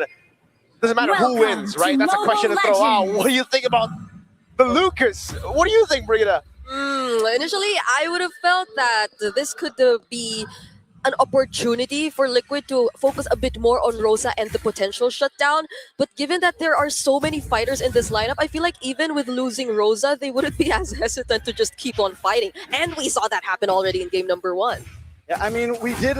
The panel before was saying they weren't completely against it. So whatever ended up happening, I mean, it doesn't feel like it's a bad pick completely. Yeah. Aurora Gaming, whatever their intention was, they need to definitely pull it together here. It's lower bracket, it's elimination. I still think they can play an aggressive game like what they brought last time. It just maybe needs to be approached differently. Yeah, especially considering that if you do go all out or all in this lineup of Aurora Gaming, then you have a very high chance of making Team Liquid very uncomfortable, especially in terms of positioning. And we've seen Eves struggle when people just keep diving onto the Eve, especially when they use the real-world manipulation. Yeah, interesting. It's a concussive blast, Lucas, by the way. So he's really just looking for tempo on the map as he clears up the wave. Tienzi with a good gank up top. I honestly thought it was going to be Brave Smite, especially because he's up against Sanford on the Valentina. good take on the XP crap there, but also Pagu, pull yourself together. A very aggressive Damage on a JP though, gets the pushback, forces out the flicker. Now this is about the same time last time. It took a couple minutes, but Aurora Gaming waited for about that 2-minute mark, and that's when they really started to make plays on the map. But look at the bot lane OHEB right now. Yeah, we saw how important OHEB and his participation in the first few fights actually is. They need a bit more damage output, so his help would be greatly appreciated here. Pagu is also very low, so I guess this is a objective that will go straight over to Team Liquid. There you go. It's a free turtle to Team Liquid. And Aurora Gaming really, now, I don't know, I don't want to assume here, but the Lucas ain't Lucasing right now, and in the 1v1. I mean, it's literally Naruto versus Naruto right now. Lunar up against Sanford, and Sanford gets to Terrify. One more shot. Luckily, Lunar gets away, but watch for it. Sanford. Gonna go. Oh, he misses. Lunar, don't do it. Just chill. Great reaction, though. Lunar knew it was coming as well. He flickered out the safety. Carl doesn't get the gank. It's not Naruto, Trex. It's Naruto Sage Mode versus Naruto. Like, oh, my bad. It's KMS Naruto versus Sage Mode Naruto, but who's KMS? Valentina is just better. I am you, but better right now, right? Whenever you get the ultimates, even the Sora versus Valentina matchup is like that. So it's just such a huge anime fight that we are going to see constantly in the XP lane if we get to focus a bit more. Oh, 3-man RWM Rosa immediately taking out OHEB. With the clouds under the tower a little too long. TNT actually able to get that kill, making it a decent trade. Rosa for OHEB, gold lane for mid. Yeah, and look at Sigiboom, instant. Well, you don't get too much because you're an Esmeralda, but still there's movement on the map. And yeah, that really shouldn't have been an okay trade for Aurora Gaming. OHEB could have went out. Oh, a lot of damage on the TNZ. The thing about the Hilda at level 4. Nice for that airstrike though, followed up by the falling Star Moon. JP might not be able to get away from this one. Pagu. Oh, the fist crack, and Sigiboom picks up the kill. Aurora Gaming trying to get back into this. Tough. I guess even if he decided to go straight towards the nearest bush, the fact that he's being chased by an Esmeralda wouldn't really help. So there was no other way but to just get as far as possible as you can from Sigiboom and the chase. He kind of used his flicker in that previous fight though, so maybe Team Liquid could turn that into an advantage. So let's talk about a little bit of what the panel were expecting coming into this matchup. Heat versus the Farsa, 4-1. Hold on, OHEB's going to be ganked. OHEB taking a lot of damage. Brought down OHEB once again, just able to get away. Sigiboom doesn't have the flicker to chase. Happy Feet gets away. Actually, not really. No, he didn't really sidestep. He just used all the dashes in the kit, which you have plenty of. But back to the topic. Yeep just has constant damage to pressure you. And the RWM! Damage on Rosa. Rosa forced to use the flicker. Will be okay. Turtle goes into the hands of Team Liquid. That immobilizes you. That's what I'm trying to say. Yeah. They're not going to go for the chase anymore, but that's already going to make such a huge difference for Liquid here. 2 consecutive objectives that went over to their hands. Kenzie. Oh, he still gets Barbiel though, but with that IMU unleash the beast. He's going to take them 1v2. Damage on a Sanford. Sanford able to bring out the blast on the Lunar. TNZ up against Sanford. Sanford bullying back 2 members on his own. And Pagu taken out off cam. JP looking for more. TNZ brought low. Carl TZ trying to lock on. JP in a bad spot. Carl TZ gets the Mountain Shocker. Lunar still will be able to get away though. He's always Sanford alive. Sanford. Okay. OHEB under the tower with the shifting clouds. In comes TNZ. But that airstrike drops down from Rosa. Just trying to create space at this point.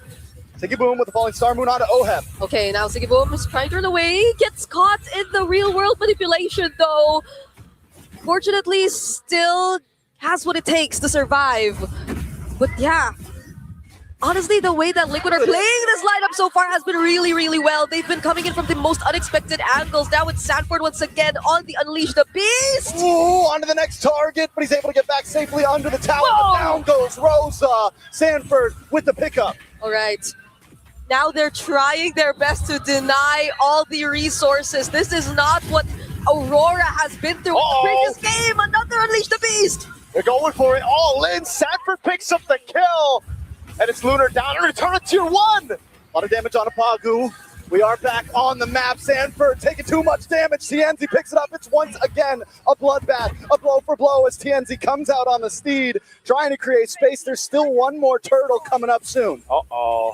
Yeah, but they get the purple because of that, and potentially even the next turtle. So this is a lead that is slowly growing in the hands of Team Liquid, and I guess that was something that they afford to lose. Sanford, who can just really be the guy to force those fights under turrets. Yeah, perfect turtle, by the way, as well here. You can obviously see that Team Liquid, with the pressure that they have early on in the matchup, like the panel said, a confirmed win for Sanford versus Lunar. Oh, Phantom Steed from Tianzi. You know, he was really trigger happy with the Phantom Steed in game 1, but that was when they were ahead. Now that they are behind, I'm not too big of a fan of this, and Carl goes in with a Mountain Shocker. They want to gank Pagu. Pagu gets caught by the Mountain Shocker, taken out. Another kill for Carl Teasy. Rose with the stun on to JP, but here comes Sanji into the mid side. Aurora Gaming on the defense majorly right now. Sanford able to dash in, brings out the beast. Oh, drops the bomb onto Rosa. TL continue to dominate through this game. Yeah. I don't know if this was an opportunity for them and they missed playing these kinds of heroes, or Sanford missed playing the Lucas, but every single time, even if he sees 2 or 3 members, he's not afraid to go at them and buy a lot of time or space for Liquid. Now they're on to TNC. Oh, Sanji able to catch TNC. TNC might not be able to get a break. Oheb forced to use the winner crown. Lunar's waiting for him to come back. Lunar picks up the kill for the airstrike from Rosa, but Sanford gets the Clarify onto Rosa. Carl Teasy into the backside. JP jumps in as well, gets caught with a first crack. Pushing Aurora back under the base, back under the tier 1 at that when there's still a tier 2 standing. Yeah, so we're back to Team Liquid again, just holding their grounds. Yes, a few pickoffs here and there. Oheb hasn't had the best game so far. A random pickoff there in the mid lane, and then in the bottom lane getting caught. 0-2-0, but it doesn't really matter, right? Because the top side of the map is winning so hard. And yeah, it looks like Sanford's like, okay, every time I go and see 2 people, I go in, but there's no punish. Yeah. Ultimately, for this Valentina, who is better Naruto. I mean, JP's a better Leomord right now. Okay. He trying to push Look at him. back. Paku So he's going to be okay. does have the fist crack here, but he's deciding not to use what you think is a good play. Up on the top side, though, for that airstrike comes down as Lunar gets caught off by Sanford. Oh. Carl Teasy. A big bomb onto 3 members. JP now locking onto Pagu. As Lunar looks for Carl Teasy in the back end. Can he chase him down? Oh, looking for the last hit, but no, Carl Teasy catches him in a 1v1. You thought you had him. And now they're going to move on to the Lord. And I guess that what shows you that it's fine that Oheb's been through this much. Even despite being on a 0-2, at least your main damage is okay. Carl TZ is very much farmed up. And by this time, now that we're reaching the mid-game, Oheb, he can just transition to being the guy to look for the additional setups, to be the guy to disrupt the formations of Aurora Gaming and start fights. Not that Sanford hasn't been doing it for the past few games, but with Oheb, it'll be a lot more impactful for Team Liquid. Absolutely. It really just feels like Team Liquid have the better versions of Aurora Gaming's picks everywhere on the map. Sanji, oh, he gets away. They want all in. Second, Sanji, they don't want to let him get away. TNZ looking for the pushback. Out comes the RWM with 2 members caught in, but TNZ finally finds Sanji. And now TNZ continues to unleash chaos onto the members, but Pagu's on his own. Carl Teasy showed up to save the day as Oheb jumps under the tower. Rosa, one more tower shot, but it's not enough. A nice falling Star Moon lands on a JP, but Aurora Gaming are just trying to create space. I am starting to get nervous whenever I see Oheb dive a turret, but fortunately he got out of that. Now this is an opportunity for Team Liquid. We are still looking at the holy shields available for Aurora Gaming, but with this much pressure at a 7k gold lead, they'll definitely take out some of that. Again, for Liquid, it's Sanford stealing away the ultimate, and now he's going to go rampage with the Lord charge in. Bird unleashes the beast once again, decides not to dive in, but in comes Oheb with a shifting cloud, does lock on to Siggy Boom, pushes them back, it's an all-in. Oheb falls, TNT able to get the kill as Sanford continues to unleash chaos onto Lunar. Lunar back under the base, Siggy Boom caught off. And Team Liquid only lose 1. RWM onto Rose, up by the airstrike, stolen. Carl Teasy gets the kill. Oh, that was a panic from Rosa.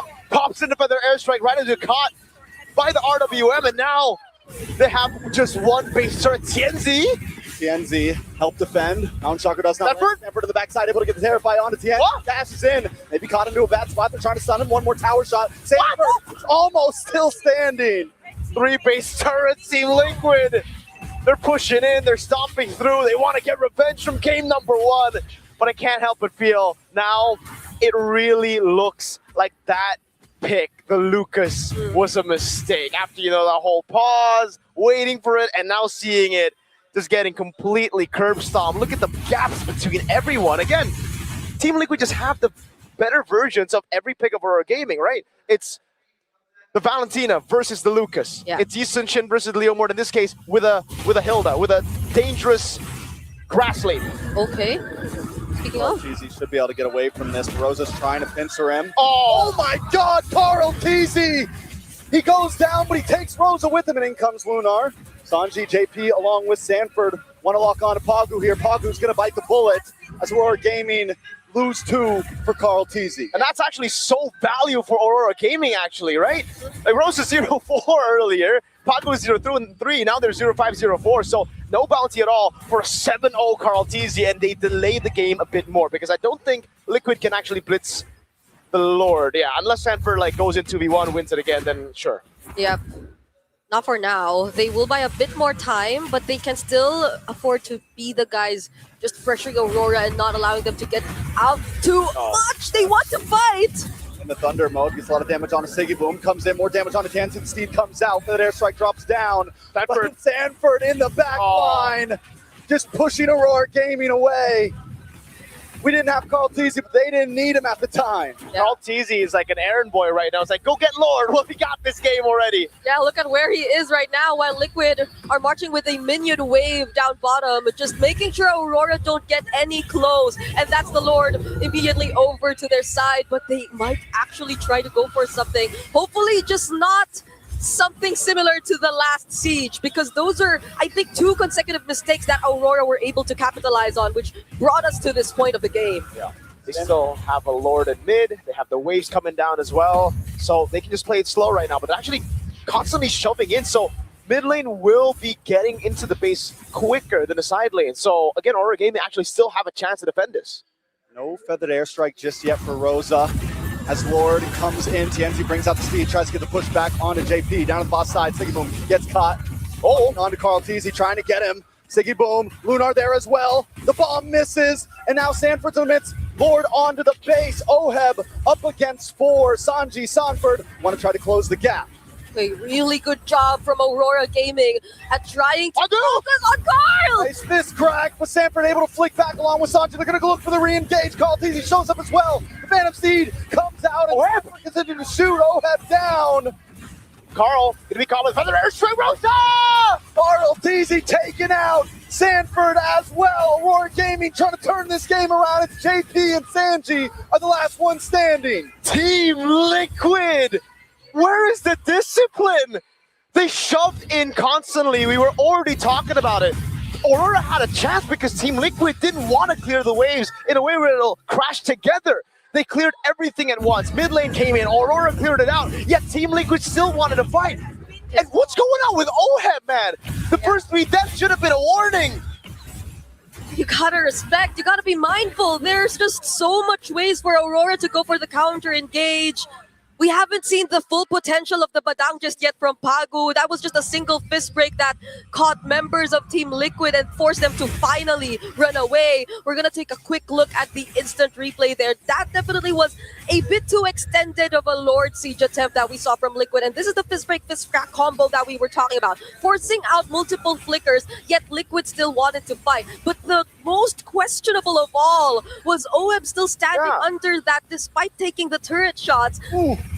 And Carl Teasy, this is the point where you have to respect the damage from Rosa. You do, right? Like, he was 0-5. For the most part of this game, it was kind of like an irrelevant farsa, but once we get to a certain point, he's going to start to hurt, and I think this is the point right now. Gee, he's level against Sanji. He was so behind the entire game. I'm telling you, that shutdown on Carl, that was big for the team because they were able to buy more time for Rosa to get to this point. For Siggy Boom as well. Holy Crystal! Starlium side. This is more of a damage dealing Esmeralda than a tank. Yeah. Carl Teasy might want to be a bit more careful in terms of where he decides to show himself. Siggy Boom will definitely go for the chase. Or maybe that's also why Liquid are deciding to try and take down Siggy Boom first, because they know he's not fully tank. So they have a bit more capabilities to burst him down if they wanted to. But the way that the game's showing us, it's not exactly that. Siggy Boom, despite this build, is actually a bit more of a problem for Liquid. JP, though, wow. That damage. Yeah, luckily no flicker used by Rosa. That would have been real bad. But you can already see, again, Hilda's kind of broken, you know? You can't just walk up like that. You need Pagu to help you, or you need to just form, but they're sneaking it! A lot of damage though onto Oheb. Shifty Cloudsy is able to get away. Lord goes over to Carl TZ, but Oheb brought low with the fist crack. Tienzi able to find it. They jump onto Sanji. Sanji has to disengage. Carl TZ has to disengage for Lunars in the backside. The bomb misses, but a few more shots. Can he get the kill? Sanji finally falls. Siggy Boom on top for Carl TZ. Aurora Gaming don't want to give up. The magic damage as Marola Sanford takes out Lunar. But Sanford, it's now a 2v2. Pagu, TNZ up against JP and Sanford. Where is Siggy Boom right now? He's got to get involved into this. The falling Star Moon is not there, but he's able to lock on to Sanford here. JP and Sanford have to back off as Aurora Gaming go back to defend the base. They're doing so much to hold down this game. But speaking of holding down members, they have no ways to stop Sigiboom, Pagu, and Tienzi when they decide to go for the chase. Sanford, he has a job. He is the guy expected to zone out the other members. But when Aurora Gaming decides to commit on Carl, on Sanji, who is going to be there to protect them? That's a good question. Team Liquid Philippines might be the final boss of M7, but in Game 2 of Team Liquid versus Aurora Gaming, Siggy Boom's the final boss, bro. You gotta get past him. And how do you do it? Carl TZ and Sanji, one falling star moon got them to half HP, dude. And now he has to win a crown. Let's take a look at the replay again to see exactly what happened. So again, it's Oheb trying to buy some time, but they already got the Lord here, but then they got caught by the flanking Pagu. And then look at the damage. Look, half HP straight. Yep. From the falling star moon. Yeah, and the flickers from Lunar. Fortunately, the shockwave blasts don't land just yet. But look at that. Even this falling star moon, last minute. Hold on. Oh, this is the replay still. Yeah. This is Calm down. I know there's a lot of I action. understand. I can feel it. We're getting overloaded with plays right now. Luckily, they actually didn't fight during the live view and then the replay, because that will be even more confusing. But hey, maybe, you know what? Maybe we're wrong. Maybe Naruto isn't that bad. He always shows up. Was that Talk No Jutsu? That was Talk No Jutsu. Was that Date Bayo? Talk No Jutsu. Do you believe it? With the, I heard something. Maybe they did. Yes, you're right. So they failed to Talk No Jutsu, and now it's believe it. Now it's believe it. Believe it. Better believe it. Oh man. So Oheb, right? Like, what does he have to do next? What's the adaptation now? Because it really feels like he's just been off of his game completely. To be fair, I think this is the point where you rely on the Sora more for the setups. Although, if he hasn't been as successful in those setups, especially in catching Rosa, because I feel like Rosa is going to be the main target here, then they can potentially consider other ways to deal with this. He can still be somewhat of a finisher. He can be also using his crowd control skills to be the guy to maybe protect Sanji and Carl, because you can't expect Sanford and JP to do that anymore, because if not, then they'll have all the other members of Aurora Gaming just going at them all at once. My lord. Aurora taking control. Oheb, oh my god! That walks right into it. Tienzi does use the Phantom Steed. That might have been a little bit too early. Lord is out. Aurora Gaming forced to delay even more. It already baited out the ult from Oheb as well, though, so it's fine right now, right? Tienzi, at this point of the game, Phantom Steed is going to be up by quite a bit. It's like pretty low cooldown compared to when it was very easy to bait it out in the mid game, in the early game. What did you spot out? Did you spot something out, Trex? Yeah, Siggy Boom's health bar is all shield. Oh, yeah. Half. And then the blood wings. Like that. Just walks around like that regularly. This guy, bro. Siggy Boom woke up like this. Yeah. That's what all of them say. Winter Crown, he sold out the boots, so now it's like, even if you target him, you can't. Oh my god, they're gonna try it, aren't they? Mounted Chakra revealing them. Oh, wait. I honestly feel like Siggy Boom could have just taken it like a good boy and been like, yeah, no, you're not gonna kill me. Because now he used the flicker. Do you think he was that vulnerable? Do you think he needed to flicker that Mounted Chakra? No. I think he just got a little nervous. Yeah, because you see so many people chasing after you at that point, and there's a Lord, so you at least want to make sure you're alive by then, because you never know what time it's gonna spawn when Liquid decides to take it for themselves. But now there's really good positioning on the map from Aurora Gaming, and I'm looking particularly at Rosa. This is a crazy position to hold as a Farsa, and he used the wings by wings to get there, dude. So it's like, it's all in or nothing. Siggy Boom holding this angle again. That's going to be a turret for free, it seems. No. Yeah, Siggy Boom rotates. Aurora Gaming is macroing with no towers right now. Can we just talk about that? Because they're winning top lane with no inhibitors. You know why, Trex? This is the reality of having one marksman in your composition and then full fighters, right? Your sieging isn't really that good. It's not good at all. That's why, again, for Team Liquid, staying there when they had the Lord was all right. But after the Lord died, staying there was kind of like a death sentence. They were waiting for a moment for Aurora Gaming to actually get, a big pick with Pagu, a big set, or maybe even pokes from Rosa to ultimately shoo them away. But it ended up being everything. So they had to really step back. And now Team Liquid can't even do what they've been doing all the way from the start, like going for the blitzes, because it's an evolved Lord. You can't blitz that without a Lunox here, without a carry. It's Carl and Sanji on Yi and Shin, and don't have enough damage to really tank or blitz an evolved Lord. Though. Huh? Oh, they're setting up so much. Shocker!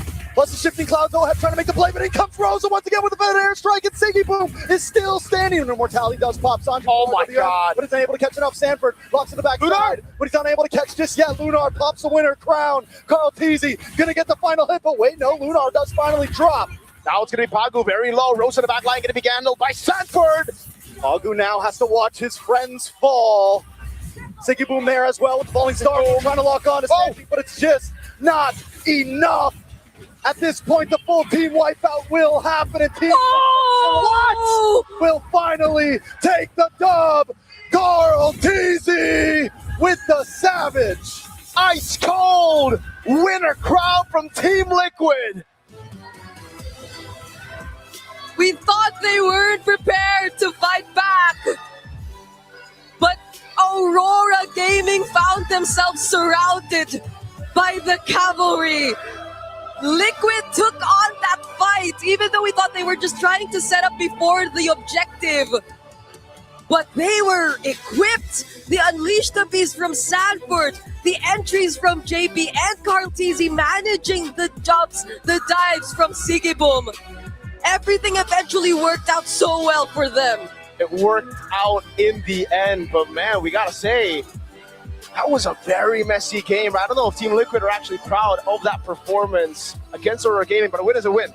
They'll be going through this, and Aurora Gaming, despite the fact that they were able to prolong the game so well, they still look frustrated as hell. They still look like, so was it a mistake? Now that's the big question I gotta throw back at the panel.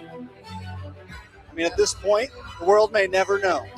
What I do know is it's 1-1. Carl Teasy just got his second savage in M Series history. But I will agree with how chaotic it was. It was even hard to notice what was happening before our eyes. Yeah, I think a lot of the chaos though came from the miscalculations of Liquid, especially OHEB, which I think was a huge question mark for us throughout the entirety of this game, and I would want to see that same thing happen in the next few games. Yeah, here as well, man. They went all in again, but Sigiboom, he had to go in. I think the mistake wasn't really in this position. I think the mistake was the initial fight, right? Like, why and how did that fight actually start? It was TL holding that angle, but they didn't need to push in all the way there to try to get pressure. A lot of questions, again, going to be sent to our panel here. So, Lafel, Leo, Gideon, what do you have for us? So let's just assume the Lucas pick was a cheese pick that just didn't work out, right? Despite that, it was actually much closer because Aurora, even with the cheese pick, they were able to just play their fundamentals, understand how to protect the base, and then eventually try to do something crazy like building more damage on the Esmeralda. And I would say to their efforts, it was close. Like, you can see semblance that they could have done it, but at this point, a loss is a loss. Back to the drawing board, go to game 3. But what are your thoughts watching that game? Real talk, this game went about 5 or 6 minutes too long.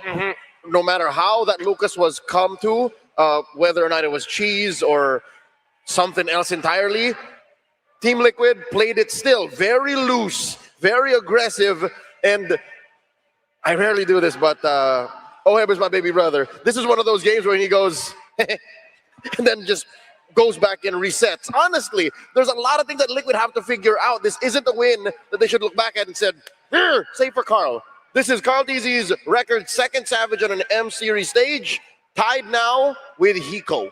Pretty wild to see how aggressive these teams play. Pretty wild seeing so many Savages here already at M7. We usually don't even break the first one and only expect it to happen later down the line in the tournament, but we've already seen a decent amount here at M7. But I will agree with you. I definitely think that Ohad had a couple of moments there, but even so, the rest of the team, especially for JP, opening up the map the way that he did, and more importantly, was actually able to block projectiles when it mattered. And right now we're going to be looking at the MVP by the official gaming phone, Realme, and it's going to be Sanford 6-3 and 7. Can I just say one thing?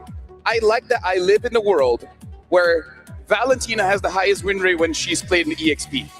I love when we have a justifiable reason to say, I want to play mage in the EXP. Yeah, much higher than if she was in mid, because this is instead of a reactive or a counter pick, it literally is the apex predator in the EXP lane when you pick it against the likes of a Sora, the likes of Lucas here very specifically. And I like how Sanford himself played it a little differently from when we last saw it, like let's say in the hands of Kid Bomba. That was almost all tank. Here, he reintroduced a little bit of the glowing wand, a little bit of the winter crown, which could have been a juggle item. But for the majority, it's still just items that keep him in the fight.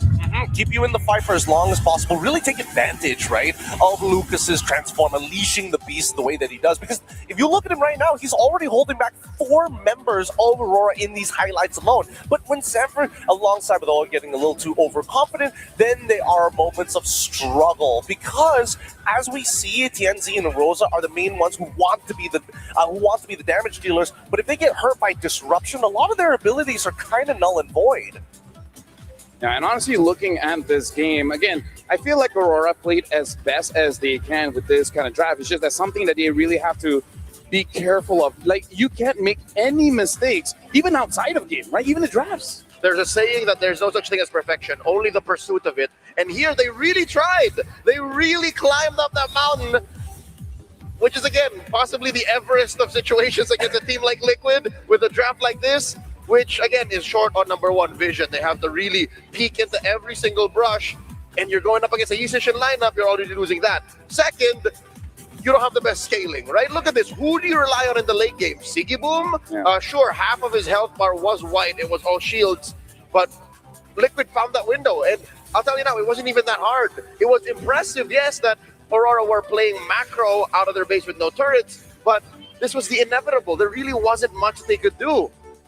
But again, like, you know, shout outs to Sigiboom actually thinking like, I gotta carry. Like, that's a mentality that a lot of gold laners have, and I feel like it is very brave for Sigiboom to just transition into more damage items, even getting the Holy Crystal, in fact, having 2 Holy Crystals, hoping that, please God, can I just one-shot the entire team? And hey, if he did it, maybe they could have won. So, all in all, shout outs as a gold leader, you have that mentality like, I gotta carry. I at least have to try. Yeah, he at least has to try. And you saw that there were definitely moments of glory of chunking people down for 50% of their HP with a single falling Star Moon. And it's not like he max charged it as well. Sometimes he just tapped it to get on top of his targets. Overall, I think that Sigiboom played an okay game, but these 2 compositions are based off of the linchpin of their jungler and mid laner. If both of them die, I think that Aurora would have been in a much better position. The problem is their comp works in the exact same manner. So if they lose Tienzi or Rosa, like we saw in that final fight,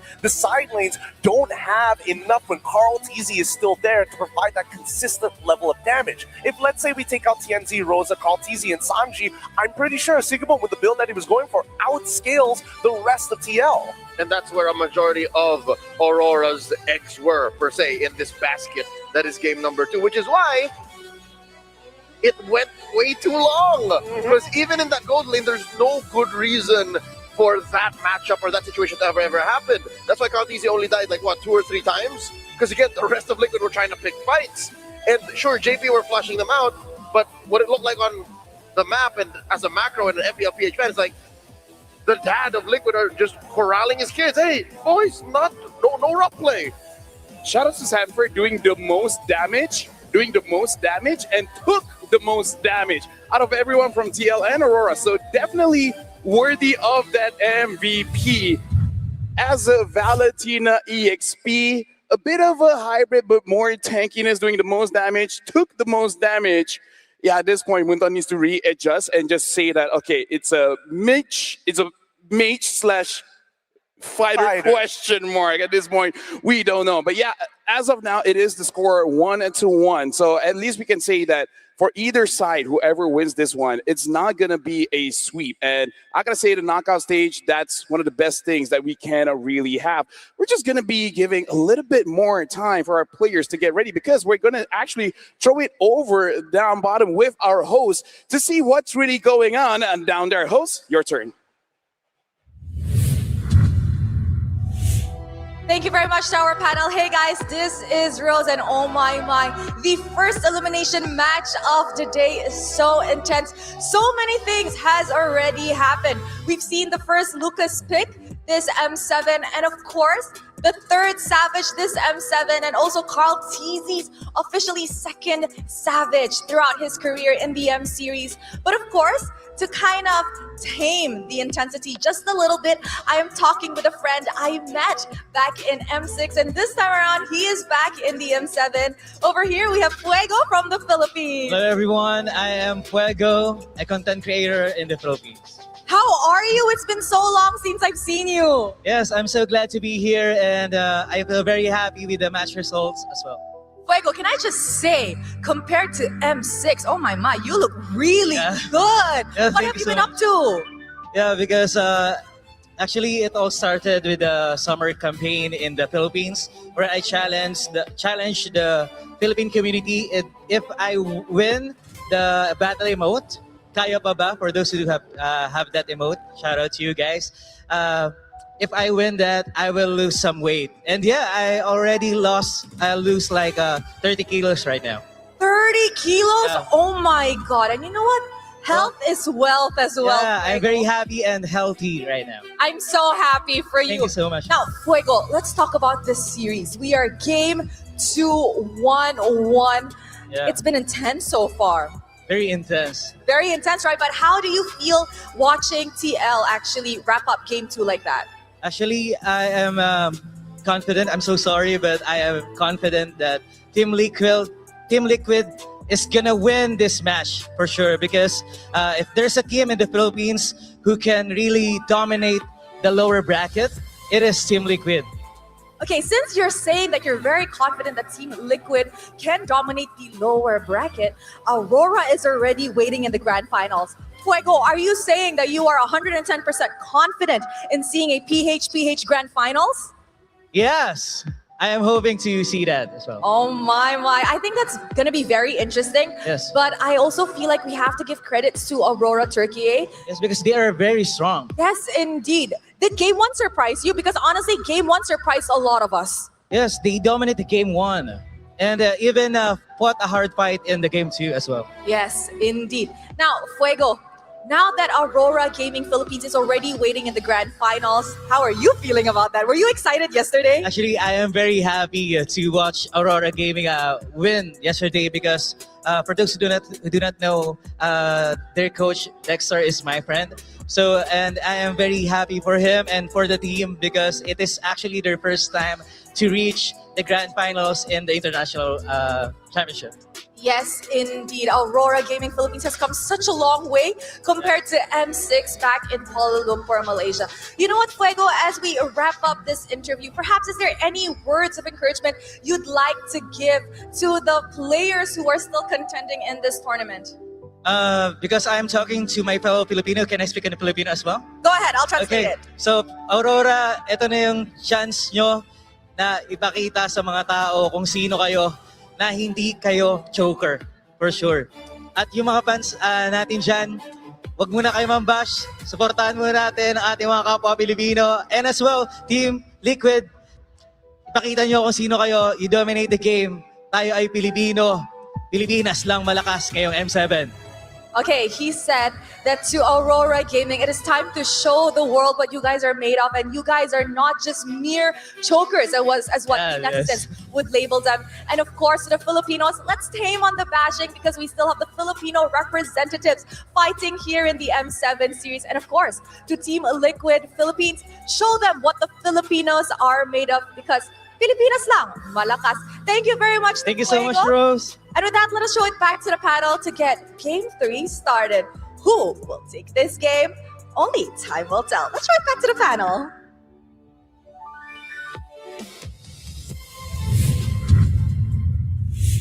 Thank you very much, Rose. And yeah, losing a lot of weight does help with your health. But now we got to talk about this matchup coming up because, yes, a lot of confidence for Team Liquid, again, being the final boss. It is to be expected. But Aurora Gaming, they are looking very close. It does feel like, at least for Aurora, they just need to adjust maybe like one or two things. And then I feel like they're back on track. So what do you feel like should be the change here, Gideon? Like, what do they really have to make sure that they don't mess up again? I think the biggest change that they need to have, put Pagu on something else, something that can actually affect how they interact in the 2v2 and fight for priority. Because on that Badang, he has to take a more passive approach. And yes, he can try and keep up with the rest of the team by using Concussive Blast to help out his boy Rosa to move just as quickly, but it's about the first move. It's not about following up to try and keep up with it. First move always wins.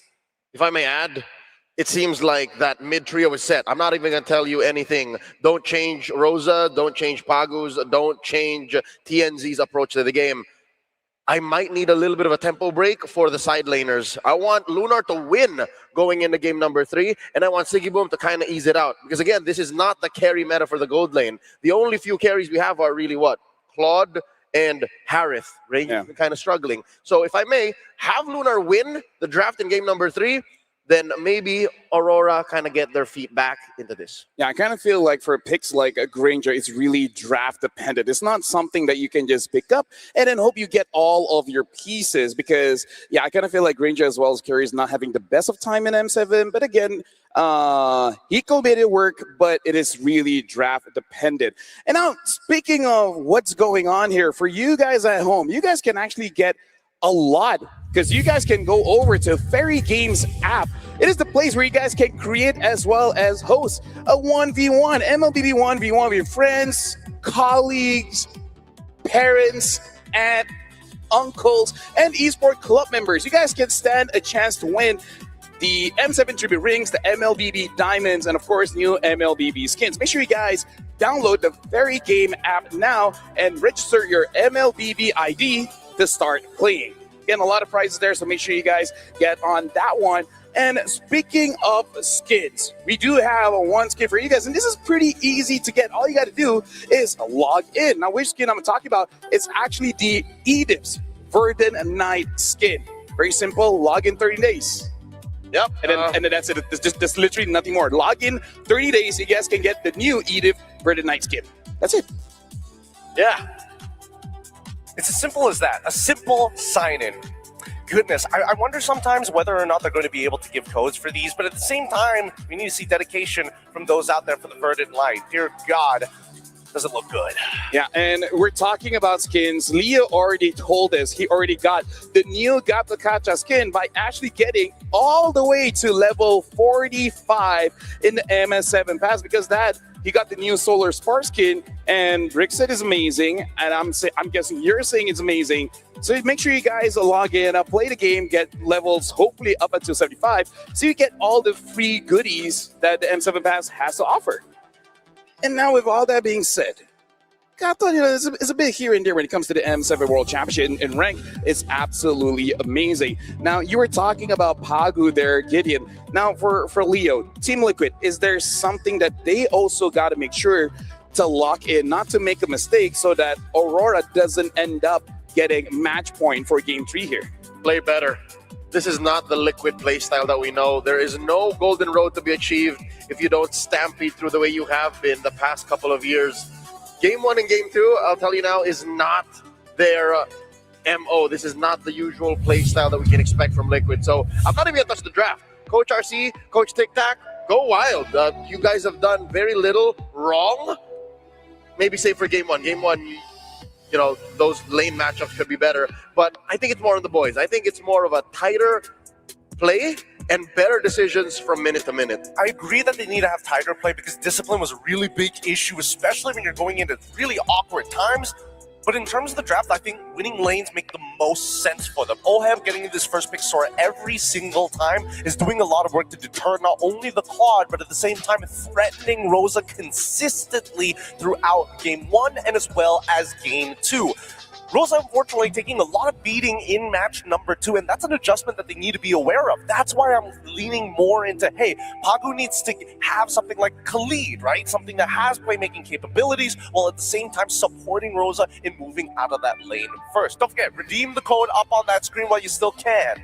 2RYQSUWJJ. For people who don't want to read, I dictated for y'all. You're welcome. Thank you, Leo. Thank you. As always, please log in and quickly input the code and enjoy a random skin trial. Think fast, because that won't last. Anyways, come back into this game. I will say that at least for the side of Liquid, I would imagine that Sanji is having a harder time than he probably would have liked, because Sigaboom is kind of on him nowadays, right? In game 1, we saw a very similar aspect with Claude. In game 2, even the Esmeralda, he was like, man, yo, Carl, don't jump on top of me. We both get hit. This game's over. And I think these gold laners are on different spectrums. They're on polar opposites of their responsibility levels. Sigaboom is so locked in. Oheb needs to reel himself back. He's played Sora both games, and he's played very loose with it. I don't know if it's a matter of the rest of the team just saying, all right, Oheb, just do your thing. You know how a Sora works. You know what to do with it. Or if it's him on purpose going out into the world, meaning into the loving arms of Aurora, suffering half a dozen deaths. I think he can do better to take care of himself, and this is coming from the best place is because it's not making the most of that powerful pick. I mean, it's a powerful pick, but skirmishing is such a powerful tool to have when you're probing your opponents for battle spells, right? 90% of these fights, how do they survive? I still have Flicker. I flickered at the right time. Take away that Flicker, look for another fight later down the line, and you get a game similar to game.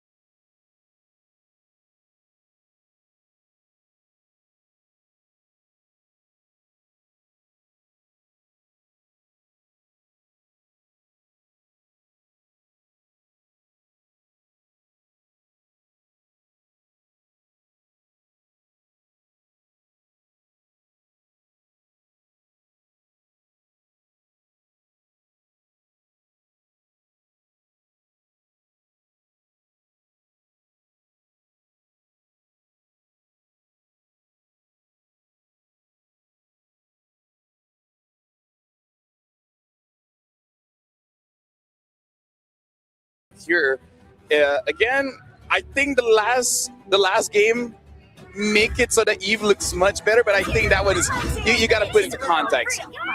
But looks like they're not going to be picking it up. They're picking up the CC as well as the Kalia.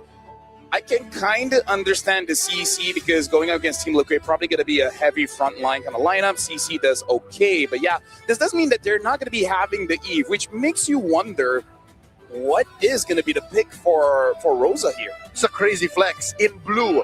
First phase, mind you, you still don't know which is going into which lane, so the whole find the Sora still doesn't work as easy. So they'll roll the dice, pick the Claude, because clearly there's no room for the Freya anymore. and they take out TNC's picks. There goes the Harley. Would not be surprised if Red 5 ban was a Guinevere. Yeah, this is very reminiscent of when Aurora Takea was taking on SRG. These two picks of Sora and CC was very frustrating to deal with, so inevitably they would either ban it or steal it away from them. Similarly to facing off against TL, I feel now they could have kind of pivoted. They could have like gotten the same comp just a little bit later down the line and kind of open up options for that E, because now what do they do exactly against the Fredrin, right? You send the CC up forward, all of a sudden the Feather Airstrike is going to deploy.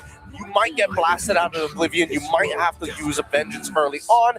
And I think that now that TL has gotten a good read, hey, let's get rid of the probers. No more Harley for you. I'm pretty sure Leomord has already been banned out as it is in the first phase, leaving us with what?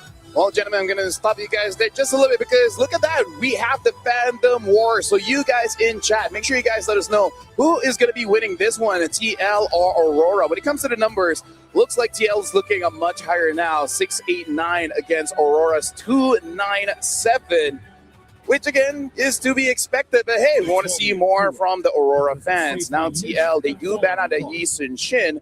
Probably guessing they're A-okay going up against the Eve, considering they do have the Claude.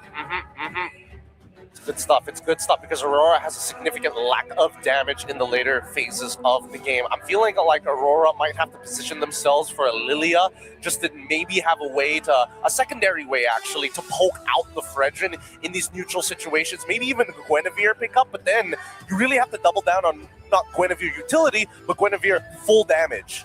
Right now, I'm just worried that in terms of the damage, right? If they go for the Guinevere, they kind of really have to hope whatever hero that Rosa picks up can really carry the early to mid, because you're going up against the Fredrin and the Farsa. I feel like your early game is going to be abysmal. Like, Aurora can go for something, say, a Boxia, right? Just to kind of like match tank for tank. But again, not enough damage in the early. Yeah, no. If they're not going an Assassin, they can go for utility and then put up a Lunox. Or is Zetian even worth trying? I feel like Lunox is worse. I feel like Lunox is pretty good. Lunox might be better. A utility plus Lunox, that's fine. But Rosa really has to play a perfect game, which, to be fair, has been pretty good in the knockout stages here. Team Liquid 10 seconds in.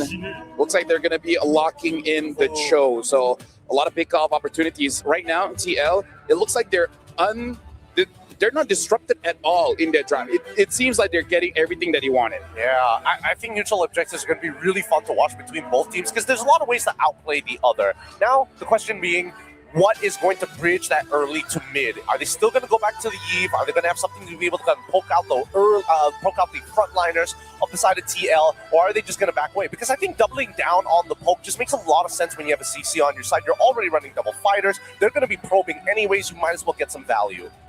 I think they need the burst. The real world manipulation from Eve, despite her kit being very good, doesn't provide what the rest of the lineup is asking for. So I'd go Lunox because it has a good matchup against the Farsa, good stats.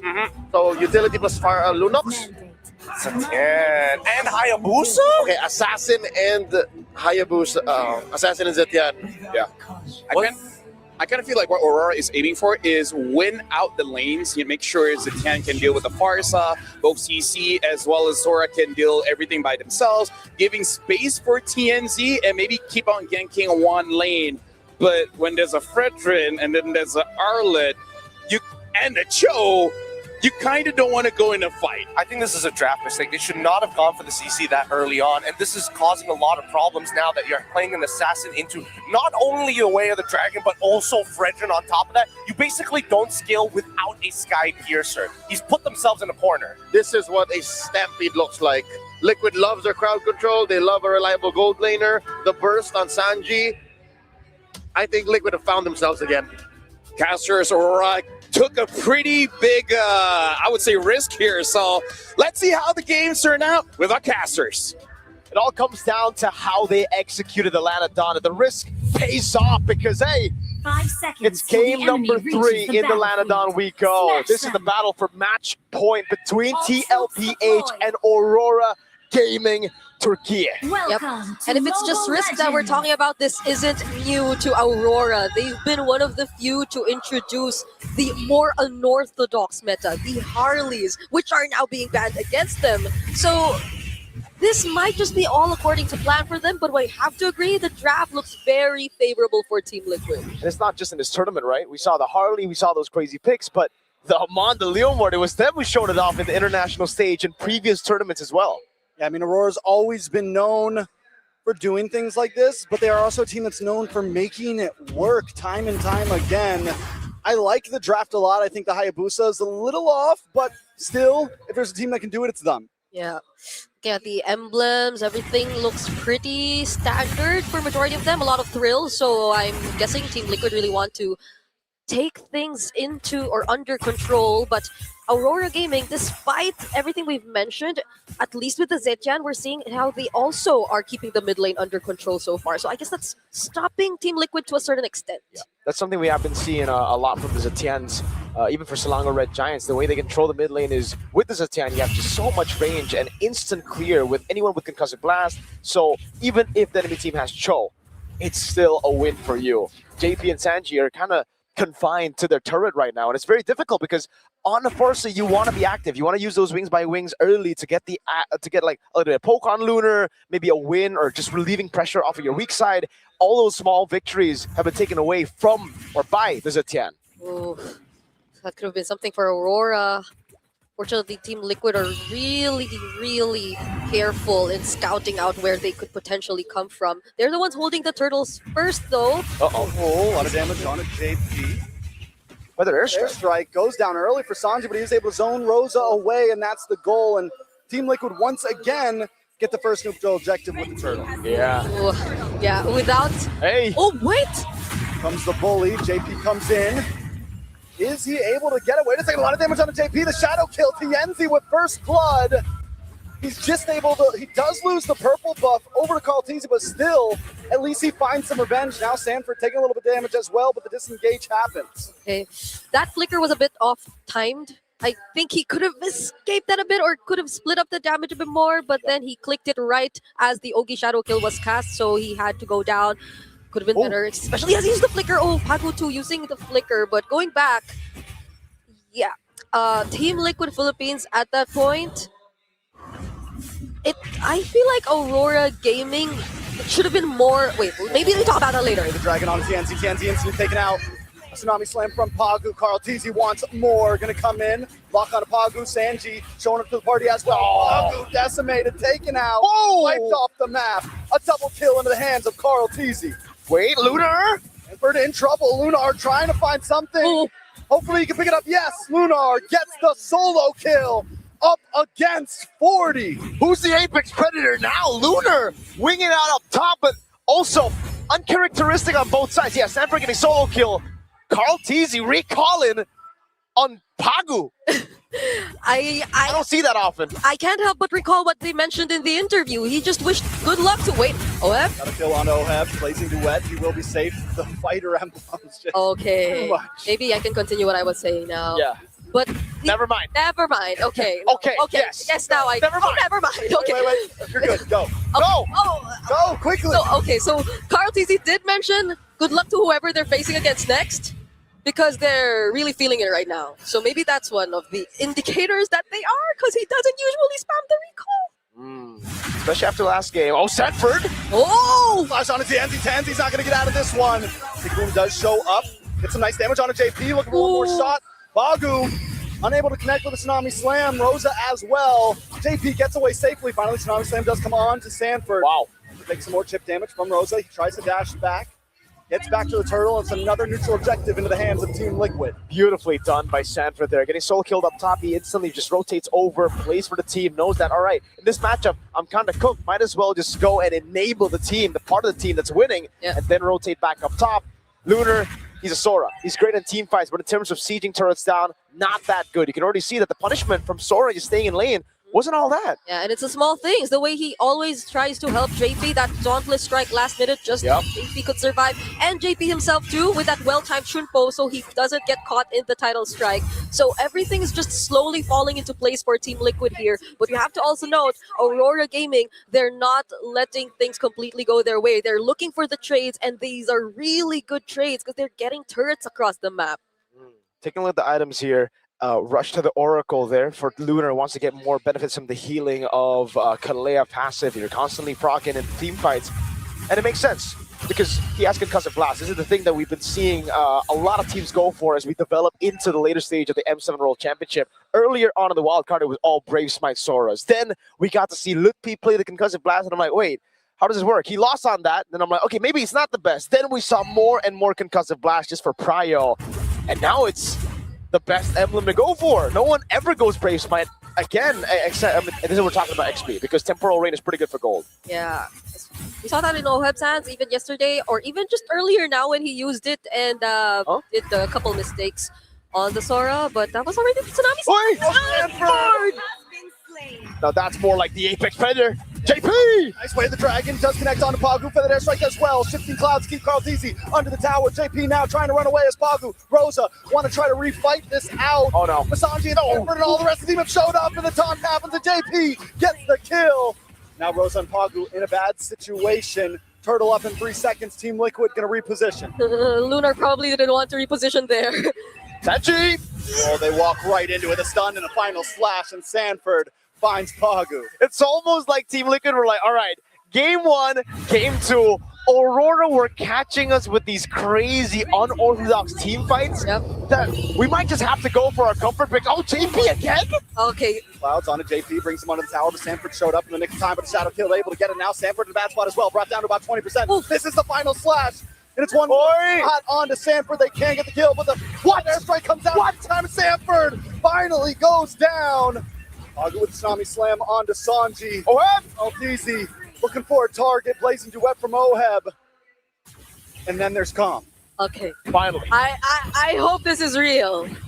It because is. they're a bit too far from each other to re-engage once again and cut us off. But yeah. They finally analyzed. Finally, maybe not. Never Okay. mind. Well, you keep wasting time. You gotta jump in again. Okay.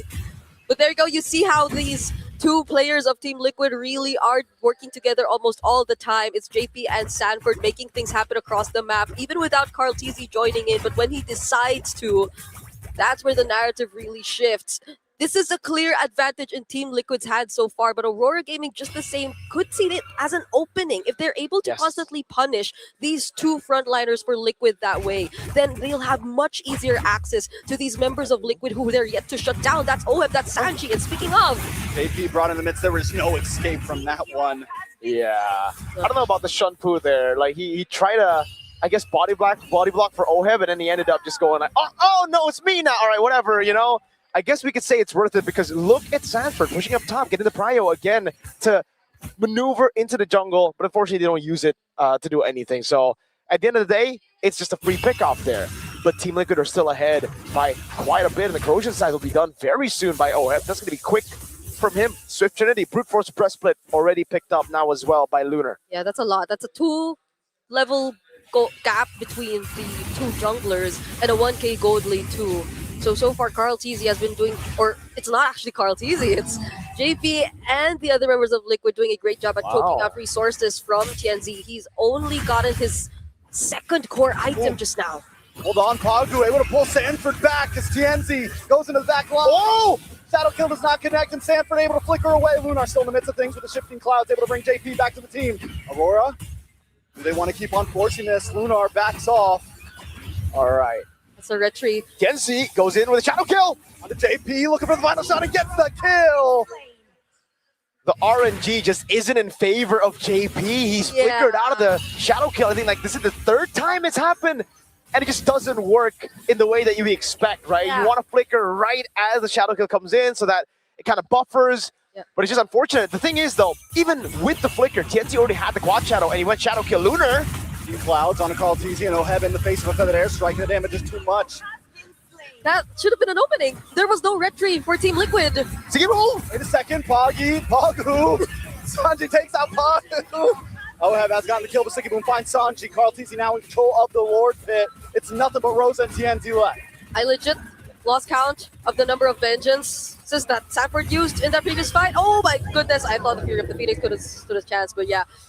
And it was weird. Aurora Gaming, they had such the perfect opportunities. Carl TZ was forced to use his retribution in that previous clash. Team Liquid were already forced to back out. JP was nowhere to look for a setup, but Lunar probably in a desperate attempt to look for another setup to get more just so they could ensure that they have the upper hand and the advantage, tried to go for something. That's why when teams go for this kind of play style, it's a risk that you're taking where you might overheat yourself, right? And that's exactly what's happening in Aurora Gaming. They find some good team fights, but the fact that Team Liquid throughout the game has gotten more, it's got more wins in the team fights, it's built up frustration for Aurora Gaming. So whenever they only get like a small victory, one guy picked off, they're like, I want more. They're giving for TL hope basically to Aurora Gaming, and it's a false sense of security where Aurora are just like, we constantly want more, and the punish keeps on happening. You can't just be making these mistakes against Team Liquid. Look at already, with just a small mistake from Lunar, how much of a goal lead they built. Final slash! Sanji takes out Rosa. That's the final slash you're waiting to see right before a big push. With the flickered off angle too, Rosa could not expect that. I mean, there was no way to react to it. He wasn't really visible, and then boom, JP! In the backside with a kick, but it's the wrong way, and sees Tsunami slam back to the base. Immortality does pop. Sanford's gonna try to help him out. A shifting clouds though makes sure Sanford ill. But the strike does come down. Lunar forces it back up. Trying to lock onto Sanji. Whoa! Does get away on the top side though. Oheb with a BMI back. Such great timing. Nice stun. Yeah. Okay, so they might not go for it first, but that was such great timing on the Purify. Oheb wasn't caught in the title strike, so his Blazing Duet wasn't cancelled out.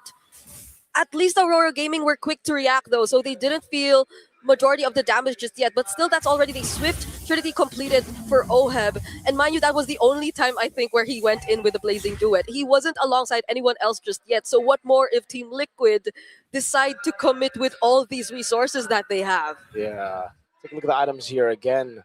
With the Wind of Nature as well, Oheb is just so free. There's not really a lot of lockdown by the time he goes in. Oheb's playing this Claude really, really well, and he understands the job description of playing the Claude at this point, right? It's not to go Blazing Duet with the rest of the team initially. It's to wait for some of these resources to be burnt out. Lunar CC being burnt out, the Tsunami Slam from Pagu, and then, only then will Oheb walk up to clean up, and it's been working amazing right now. So Aurora, what is the route they need to take to avoid that from happening? Because again, it really seems like there's no answer right now. Yeah, they do have answers in their lineup though. Very direct answers at that. They do have the Fury of the Phoenix. They can use it to cancel out or at least stop Team Liquid in their tracks if they wanted to, or if they timed it really, really well. And Tianzi, well, it's also partly the JP not being as lucky today when it comes to dodging the Yogi Shadow kills. But right now, Tianzi can also deal considerable amounts of damage if he wanted to, but okay. Speaking of, JP spots out where Aurora Gaming is going to come from. Play, quick movements from Aurora Gaming. Lunar comes with a shifting flash, but the knockup happens! And Aurora Gaming is shoved in their face! Back away from the Lord. Lunar taken out. Team Liquid going to advance. 2 members down, a Lord taken by the Chef. Team Liquid are looking for the end in game number 3 for match point. Yep, they lost Tianzi and Lunar, 2 of probably the most important heroes you could rely on for your defense. Mickey with a big kick lands on Pagu. Oheb gonna get some more shots off. Pagu goes down next. It's Siggy Boom and Rosa up against the Stampede. A Lord coming down the mid side. Oheb locks on a Siggy Boom. Siggy Boom trying to do something, but he just can't do it. Carl Tizi and Sanji lock on the base, and that's game 2 for Team Liquid. Match point secured for Team Liquid in the lower brackets.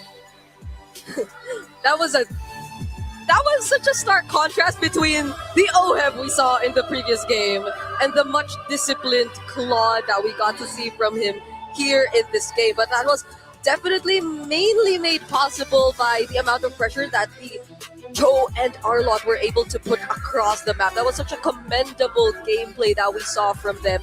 Coupled with the damage that Sanji provides once he finally gets a hold of this Farsa, you understand why it's such a key hero here in M7 now. Yeah, and it's one of the reasons why Aurora Turkey early on were taking away that Farsa. It worked so well in the hands of Rosa, and I think a lot of this has been coming down to draft between the two teams. Turkey were able to win game 1 with a clean draft. Team 2, and in game 2, things start to go downhill, and now we're just in full shambles. I gotta agree with Gideon on this one, man. He mentioned in the panel earlier during the draft that the CC pick really dictated the draft, but for his own team, it really limited them in terms of what they can do in the later phase. And man, the fact that the flex was already taken away very early clearly shows this Team Liquid able to pick up components that just deny that hyperfixation combo of Aurora Gaming. Yeah. And Carl Teasy with the uncharacteristic recalls too. I think that means something for Liquid here. He's feeling it. Let's see if the panel's feeling the same vibe as Carl. Go Teasy, man.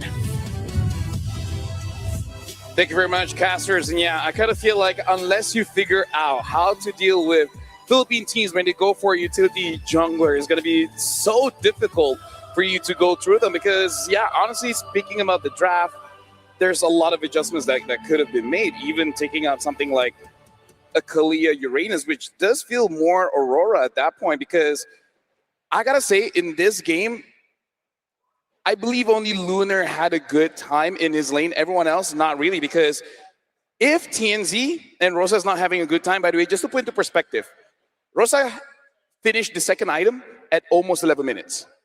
How do you say that you're having a bad game? Well, at around 10:40 something, you only completed your second item. You're not going to have impact in that game. Aurora may have taken my thoughts on have Lunar win the lane a little too far.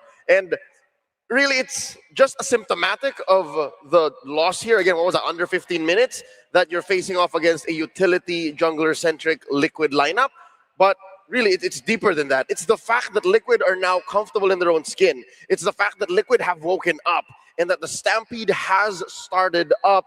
And now Aurora has just one more chance to switch it up. I don't even know where to begin. It's kindling to a fire. The draft was already looking a little abysmal here because here's my problem, right? You're drafting for strong lanes, but you're taking away synergy, right? And the synergy is the most important part in a meta that demands you to fight so well and demands a lot of perfection. And it became very simple. Let's not play for the lanes. Let's play for neutral objectives. And that's why we saw that Sanford, he was like, man, I don't like this lane anymore. I'm going to go on with the GOAT because he's going to set me up for so many more kills. Which is why it was okay for Daddy JP to kind of get the short end of the stick. When the Cho dies, it basically took away one major resource, the shadow kill. And it's maybe even baited out the Fury of the Phoenix. And that's all Liquid needs to know for Sanji to be able to say, yeah, okay, I'm safe. The Hayabusa's not going to get to me. I am TNZ free. And from there on, they just go straight for the objective. They go on the farm up for Oheb. And then Aurora's left wondering, why do we not have a combo for the Kalia? What was the Kalia going to do anyways? Well, we're going to be looking at the MVP by our official gaming phone, Realme. And there is quite a few things that I do want to talk about later on. And I'm guessing the MVP is going to be Sanford. First time we're seeing that, but either way, he deserves it. 5, 2, and a 5. At this point, just give Sanford anything. Fighter, tank, mage, he can do it all. But speaking of, if there was a time where we have a pause, we can open up a small podcast here where I do want to say, as open as the meta is right now, there is one clear weakness in the current meta, which is the lack of fighters in the jungle, right? Yeah. We have assassins, we have tanks, but the Alpha's not there, the Martis is not there, like... Leomord is a weird He's anomaly. the only one, yeah, exactly. So I really feel like that also might be a hole where teams just have to consider, where they're not going to have access to a good fighter in the jungle. You can come up with something crazy, loony like the Lucas, but again, that's just something you got to consider when you're going up against a team that you know they can use a tank in the jungle. To be fair, I don't think a better tank or a different tank would have done well against Liquid anyways. Because again, as a fighter, what you're relying on is spellback, right? Or lifesteal if you want to swing back. With a lineup like this, especially with Sanford's Arlott out on the loose like this, good luck trying to get close. He's going to final slash you away, and then you're like wondering, why can't I get anything good? Yeah, no, I completely agree. Because even if we swap Tenzi out of this Hayabusa, you give him Baxia, it still doesn't really change the problem, right? The problem is there's a lack of synergy between the different types of heroes. And we already knew that damage was going to be an issue. They had to play for poke, but they couldn't double down on a poke style of composition compared to a composition that just needed to snowball. And that snowball never comes if you don't get neutrals. I feel like the best way that we can say this is that we know Aurora Turkey to be an extremely aggressive early game team. This is not just the draft for that, right? Like, Zetian can win lane, but I feel like against Farsight it's very difficult. You're good in the team fight, but in the laning phase, not exactly the very best. Gentlemen, do we agree that maybe the Lunox would have been better?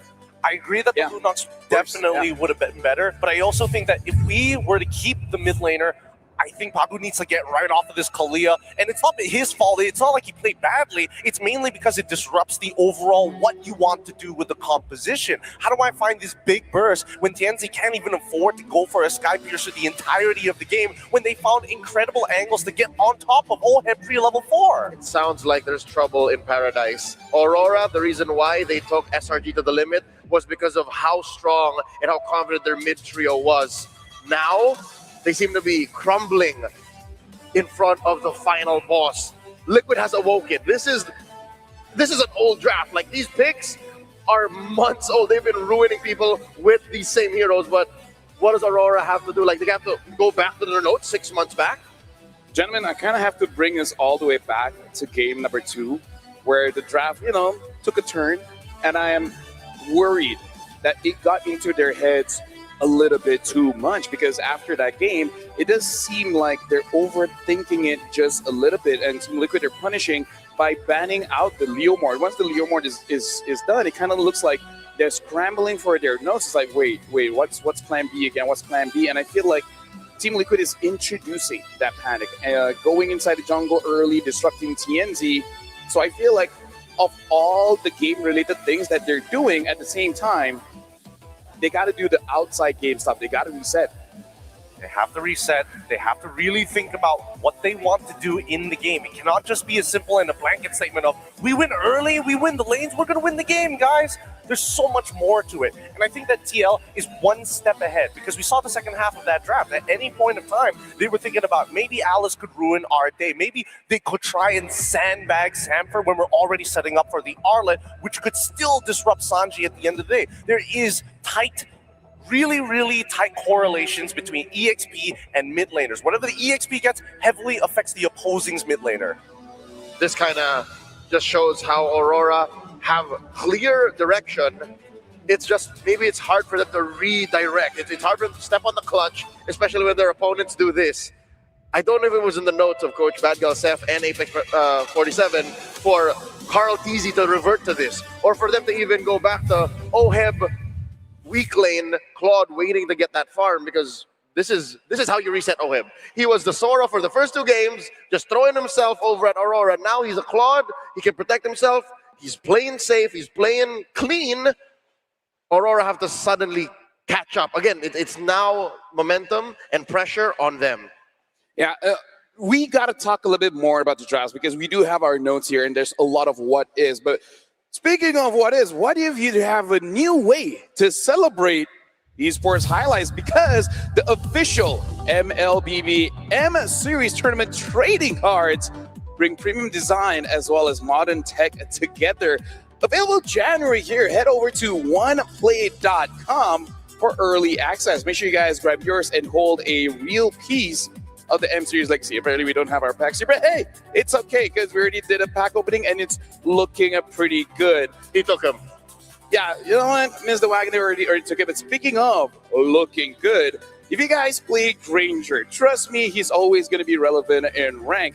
You guys got to make sure that you guys actually get the Battle Pass, because again, the new Thunder Ascended skin is available right now. Unlock the MS7 pass and it's yours immediately. So make sure you guys get it, because sometimes you're like, okay, I'm just going to wait, and then you just all forget about it. And since you already have the pass, might as well rank up. Might as well get all of those points, level up all the way to level 75 to unlock the beauty, which is the prime skin of a Granger, the Cosmic Finality. If you go even further, you can get the figurine. Like, again, you're unlocking the pass, might as well go all the way. No big, 150.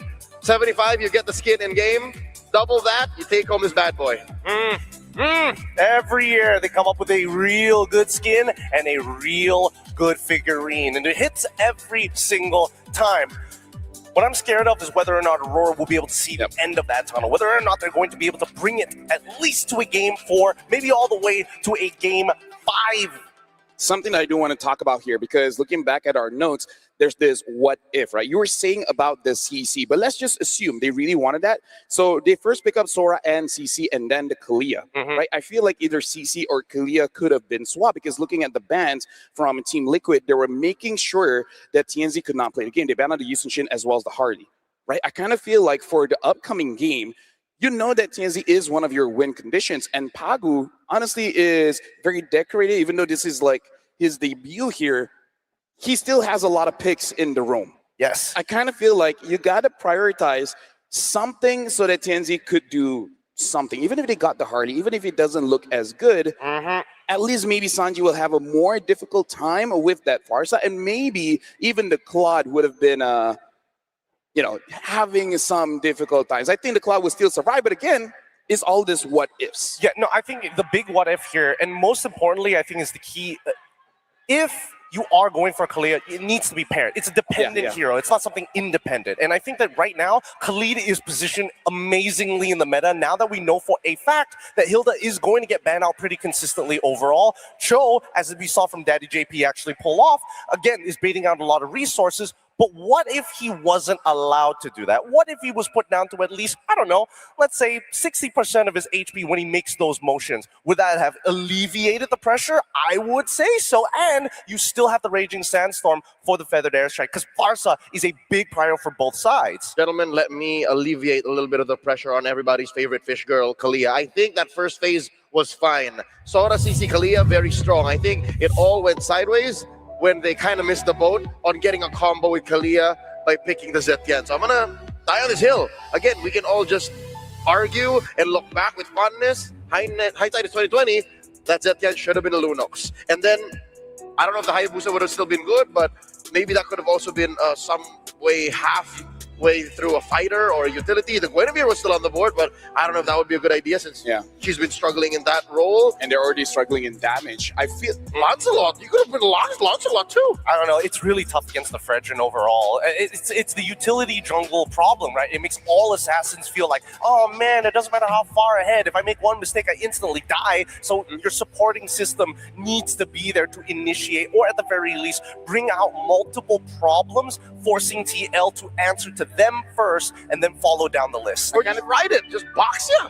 I kind of feel like part of the reason why they did pick up the Zetian is they needed confidence on Rosa, and Rosa using that Zetian did have an MVP performance against Long Red Giants, having a phenomenal game, kind of like him and carrying everyone can just do whatever, right? But again, context matters. The drafts is a little bit different. You're going up against a different opponent, but all in all, right now, this is going to be game 4. So unless Aurora Turkey is able to reset here, Team Liquid is just going to keep on moving on. Yeah, that momentum, the building up to that sandstorm you see behind an entire cavalry charge. It is dangerous. You can't even breathe through the smoke and dust. Have you ever seen a horse running backwards? No, never in my life. Exactly. So best believe Liquid has found their momentum. Liquid has found their footing in this match. They know it works. They know how to press Aurora's buttons. That's the direction we're going. Now it's up to Aurora to tango with that. Well, ladies and gentlemen, we're about to jump into the draft where there is a possibility this is going to be the final draft of this series. And the map is going back to Expanding Rivers, the map in game number 1 and 2, where it's notable that Aurora did have a pretty good time on this map. Now, TL, first pick again, Aurora, choose the second pick. And it looks like TL, they're not going to let go of this Leomord, and Aurora is not allowing Carl on that Fredrin again. Yeah. Understandable why they don't want to get hand over to that Fredrin, but they're also getting rid of the Hilda alongside it, leaving up the big question. Jushin, are you going to let it through or are you not going to let it through? Maxia, thank God, thank God. Get rid of that bad. It's that bad. I feel like they're okay with the Zetian because the Eve and the Farsa is open. So unless they just don't pick it, I don't know. But the Jushin, the Jushin, it's been terrorizing the entirety of M7 from wild cards to the Swiss stage right here into the knockout stage. It's still dangerous. The chef has been cooking. The chef is hot in the kitchen. I think the Zushin would be great to start up the road towards the series finish. If they don't pick the Zushin, what? Back to Sora, I guess. Oh yeah, this is... Nope. All right. Now I'm expecting Farsa to be on this side of the map.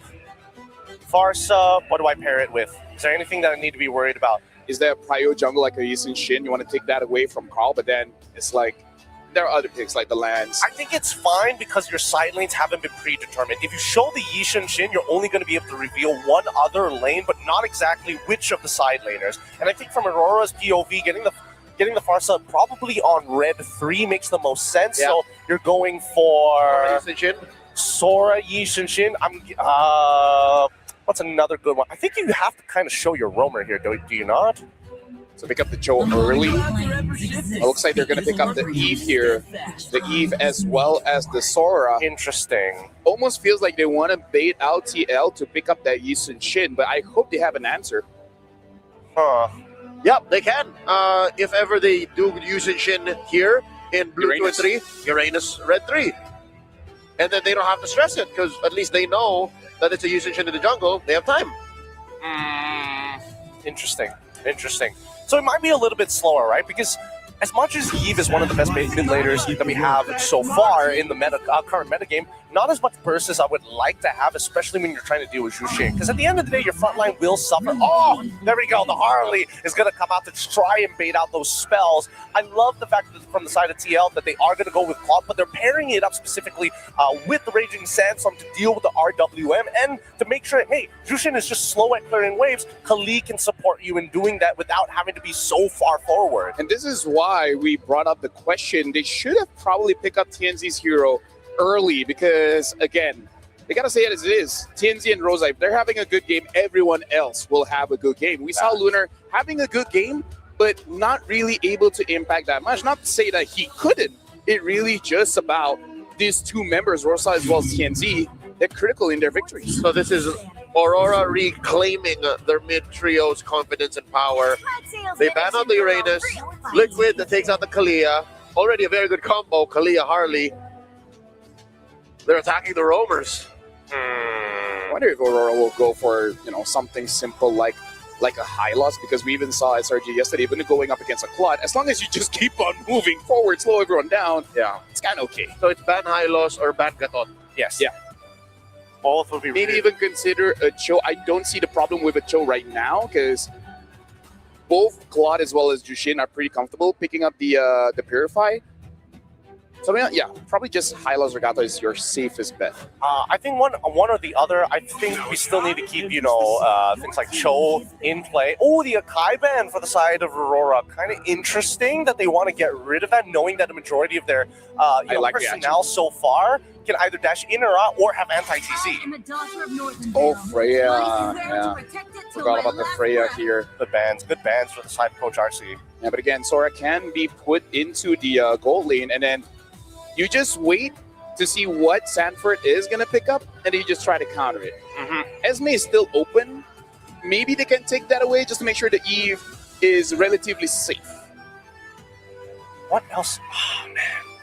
They need Peel. They need Peel no matter what. I think this Jushin is going to cause a lot of problems, especially if, considering that TL at any point of time don't necessarily have to just prioritize their rotations around the mid lane. They could get JP to kind of invade early on just to make Harley's life a little difficult for the first couple of levels, and then we'll see what happens from there. CC revealed here on Red 4.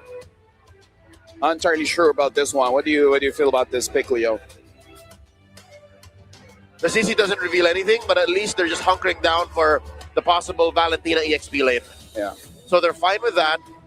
But what does Carl TZ pick up?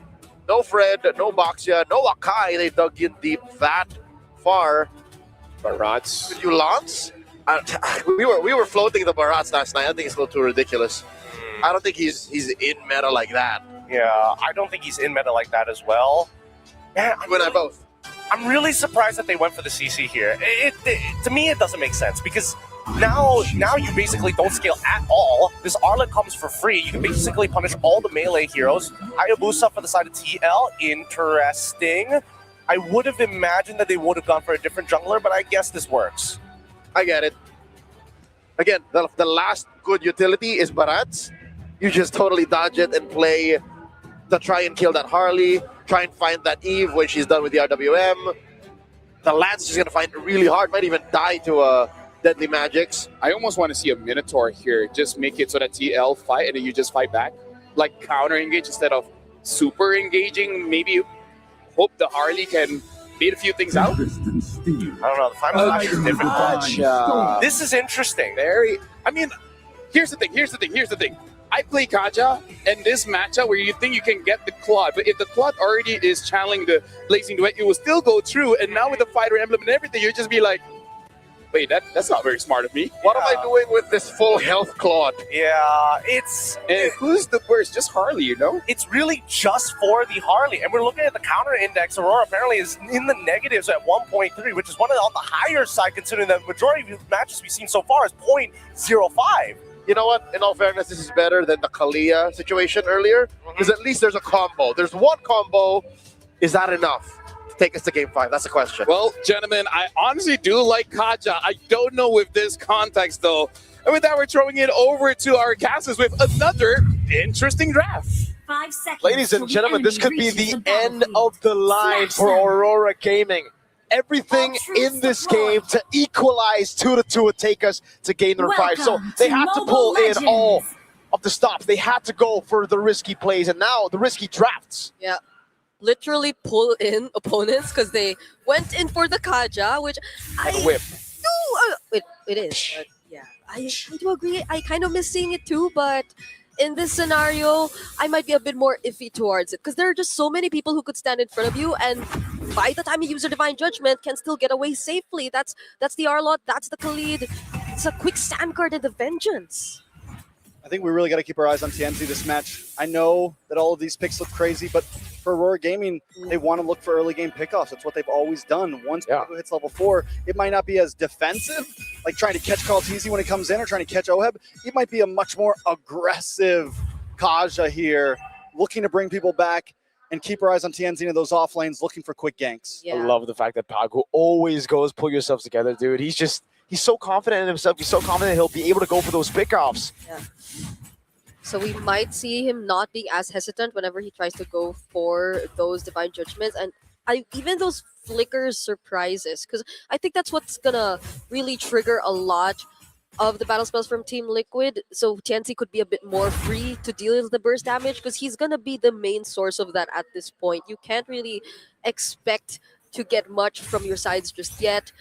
And now they're really trying to look for potential ways that they could make this presence felt. But Oheb, I feel, is a bit too careful in the laning too. And we've seen how disciplined he played this Claude even in the previous game. Yeah. I think, in a way, the Kaja pick actually kind of ruined a bit of what I was expecting. I thought, again, I had a similar opinion to LaFell. I thought it was going to be a Minotaur, a hard CC hero to come in as Rogue. Because I thought you would want to put TL onto more Purify so that your crazy poke, the assassin threat from TNZ could be more. Now it's that up top. Magic on Oheb. Oheb might not be able to get away from this one. He's going to live, though. The Deadly Magic wasn't enough. TNZ wants to try to finish it, but he goes too deep, and he's taken out. First blood over to Sanji. Sanji just literally followed him with the Lantern Flares. And he had no other way to get out. The Space Escape was already used just to pour out the damage for the Deadly Magic. But you understand why Aurora Gaming wanted that kill on Oheb so badly. It's just that it was a bit too desperate of an attempt. Uh-oh. Siggy boom. Flickers out. Carl Teasy. Okay, doesn't get the quad shadow. It's all G. But yeah, again, right? Like, everybody has flicker. And again, because Oheb, imagine if they had a hard CC, kind of like a, let's say like a Minotaur, that forces you to go Purify. Oheb might not have lived that. They would have just bypassed through it, and he wouldn't have been able to space out the way he did. Now, that's another. Pagu forced to use the flicker. He's going to lock on to JP. TNZ comes in. Deadly Magic as well, but still just not enough damage from Aurora Gaming. RWM does come down from Rosa. No final shot on the JP. Team Liquid gets away clean. It was just countered by the quick sand guard. And we did allude to this idea earlier on, but it's not an aggressive Kaja we're seeing from Pagu just yet. It's a more reactive, just taking whatever is available for the team Kaja. And when you have a Kaja, you need an instant kill button. You need something to be like, all right, instantly now Oheb again up top. I don't think they're going to try to dive this, so Oheb should still be fine, yeah. But they don't have that. So, again, like, earlier the panel were concerned about, hey, what? Oh my god, what a steal there. But what are they going to do with this full HP Claude? What are they going to do with everybody. Like they get Khalid is like, guys, okay, I guess he's just gonna go and heal. Yeah, and that's a Claude who literally first item prioed the Demon Hunter Sword, and not even any magic defense items, not even tough boots or not even a robe. He really just wanted to go for damage. Oh wait. Nice grab onto Sanford. Final slash though to response, and in comes Sanji and the rest of the team in a huge sandstorm on the Aurora Gaming. Sanford is taking out the Lunar, able to get the kill. JP as well. Carl Teasy finds Lunar, but it's a 2-for-1 right now. Pagu, Rosa, Tienzi back under the tower, but a decent trade for Aurora Gaming. Yeah, really good. At least they were able to force slightly under the turret. Rosa, though, okay, there's no Ogi Shadow kill, so he will be surviving that. But yeah, it took a while, but at least Aurora Gaming were able to get the job done. That kill onto Sanford and JP are going to be very much worth it. And you see how the idea of forcing a fight in a place which is slightly favorable for you can actually do wonders for this lineup. It was under the turret, so despite Sanford not being insta-killed, he was kind of forced to just go in to actually get more HP with a vengeance. And it ultimately got him to take way more turret shots than he should. And the fact that JP got a Raging Sandstorm was great. If it wasn't for Rosa, who already planted himself down with the real world manipulation, so much damage AoE onto them. So JP and Sanford, who were just trying to survive, got melted down by those taps. Now we see they are going to be positioning first in this upcoming turtle. Lunar is there too, but he's getting poked down by Sanford here. Oh, they go for the setup. Whoa! Oh, nice RWM onto Sanji, forced to flicker back.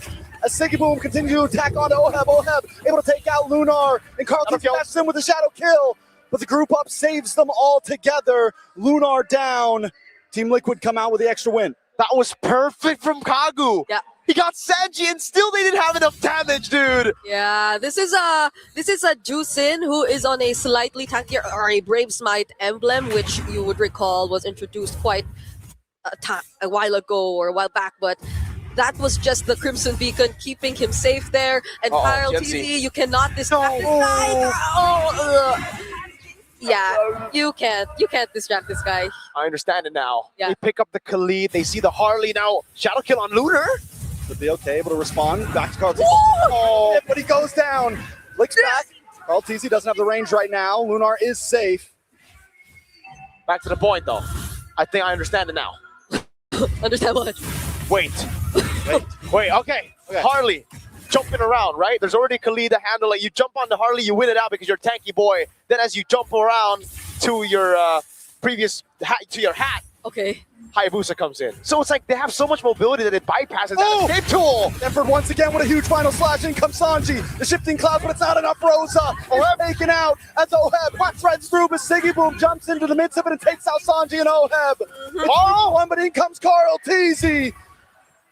The final hit on to Sanford. Siggy Boom still in the back line. 3-for-1. Aurora Gaming still wins out in these trades. Maybe not choose fights that are in those positions, that are close or near to turrets of Aurora Gaming, where Rosa can just comfortably use the real world manipulation, because that happened twice in a row now, but it was just a lot more valuable for Aurora Gaming this time. Yeah, maybe choose your fights better, right? Like, I know you're Team Liquid and all, you know, you're like the final boss, but you still also have to respect the enemy team, I agree. That just felt like complete disrespect. Raging Sandstorm on Tienzi. See? Magic Trick's back. Out comes the RWM, and Rosa catches 3 with the shifting clouds as well from Lunar. What? Come in. He's looking for the shadow kill, but he's just stuck right now. Has to dash back. Sanford's going to be the next on the block. As Carl TZ falls next. And Aurora Gaming are looking to even the score. By the way, the shifting clouds actually brought Liquid out of the real world manipulation, but the damage was still enough for Aurora Gaming. Lunar got a triple, and that's going to be a massive problem for them moving forward. And it was just complete disrespect from Team Liquid. Again, you have the mobility, but it doesn't mean you have to chase Tienzi like that. They used all their resources to go in, and they forgot completely how their composition was supposed to work. Yeah. Aurora Gaming could pick them off. Yes, they didn't have enough damage at the start of the game, but after those constant throws from Liquid, they definitely do now. Yeah. Take a look at the replay again. Yeah. Brother, Harley, Tienzi broke all of their ankles, and yes, they did get taken out of the RWM, but by that point, they were already so low. They were all already tapped down by Rosa. Yeah, maybe leave the job to Carl TZ to finish things off. You could just do as much as you want to bait out skills from Aurora Gaming, because essentially because of your mobility, that's what you could really specialize on. You have so many ways to just bait resources and skills out of Aurora, specifically that space escape from Tianzi. If we're just really talking about shutting down the jungler of Aurora Gaming, but the way things are going are just really not looking good for Liquid, and the gold lead has already shifted over to Aurora. With the gold lead, it's going to be very, very scary. Like Aurora Gaming's composition, this is the lineup that we were talking about. It is very risky. We didn't get to see a lot of it in the early game just because they lack that damage, but when they have the snowball, all of those little like weaknesses disappear. Now you have enough damage, whoever you go for in the Divine Judgment, and also it acts as a distraction for Tianzi to just go over to Oheb in the back line or even Sanji. Not just that, but JP, this is I mean, the Khalid can be a risky pick as well, and once it falls behind like this, 0, 2, and 5, there's not much JP can do. He can bring in the big engage, but he's immediately shredded down, crowd controlled. There's not a whole lot of engage left. Now it really comes down onto Sanford to look for a big final slash or something of that nature. Team Liquid definitely needs to play all of this defensively. I'm surprised the Divine Judgment didn't come through there. I thought they were just going to be like, all right, JP is walking over to us. Let's go. Z. Yeah. For an angle, decides not to do it. They want to deny this purple buff really badly. Okay, at least he gets Boy, Tianzi! Oh, thank goodness he had the hat. Out the Raging Sandstorm as well. No, it's fine. Cooldown's very low there, right? So it's like, it's still a Sky Piercer for Carl. Did not notice. Let's take a look at the items. Yeah, he's still slightly behind of Tianzi though, if it's just that. A bit of catching up to do here for majority of the members, but I think it's more emphasized on the EXP lane matchup. It's also mainly because of the triple kill, I guess, that Lunar did get earlier on in the top lane.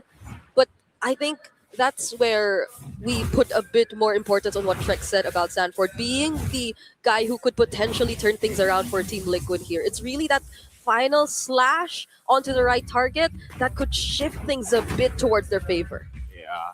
It really seems like for Aurora Gaming, coming into this mid-game, I thought there would be more physical defense items, but they're still going for like traditional build paths here. Even the Oracle straight for Lunar, despite not having any more healing from the rest of the team here. So, again, I would like to have that Pagu. You're going to get pulled back.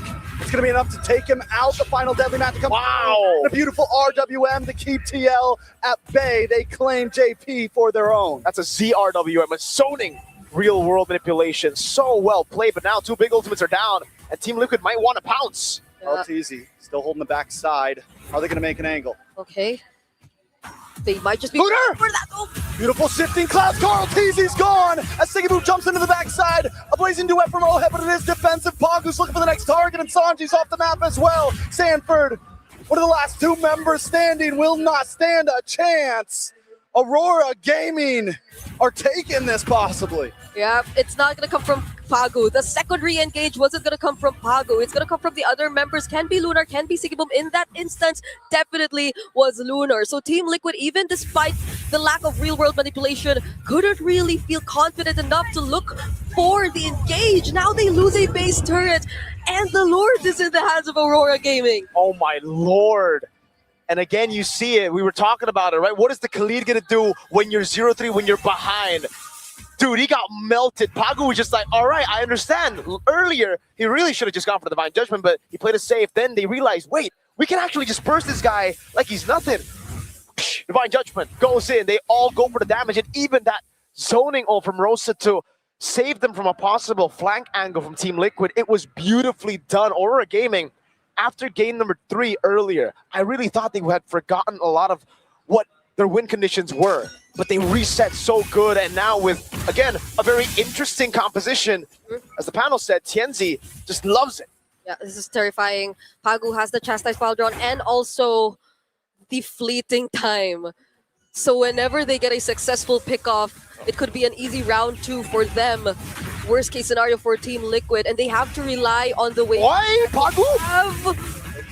He flickered. Oh! Get pulled back. JP with the Raging Sandstorm. RWM is canceled. What? Clouds from Lunar. JP just can't get the kill as Tianzi continues to creep forward. But Oheb backside with a blazing duet plus a winner crown, but still nobody drops just yet. Tianzi going to go in. Sigiboom with the damage with the curtain call. Oheb able to flicker out. They defend. Oh my goodness. Immortality pickups too were there.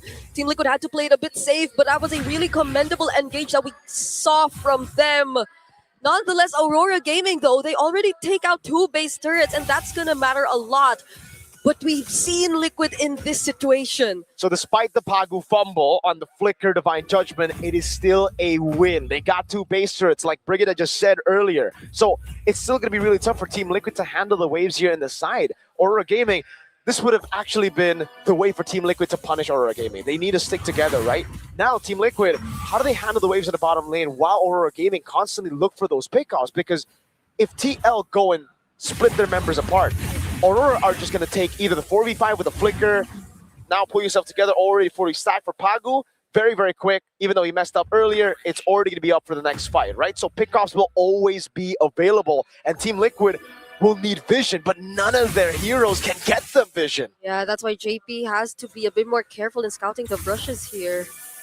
I do want to say I think Aurora Gaming maybe pushing a little too hard here. Needs to still keep it slow. It's still TL that you're up against. They do gain position. They wanted that pickoff a second ago, but that could have been risky, so I like the fact that they backed off, gained position over the Lord. Yeah.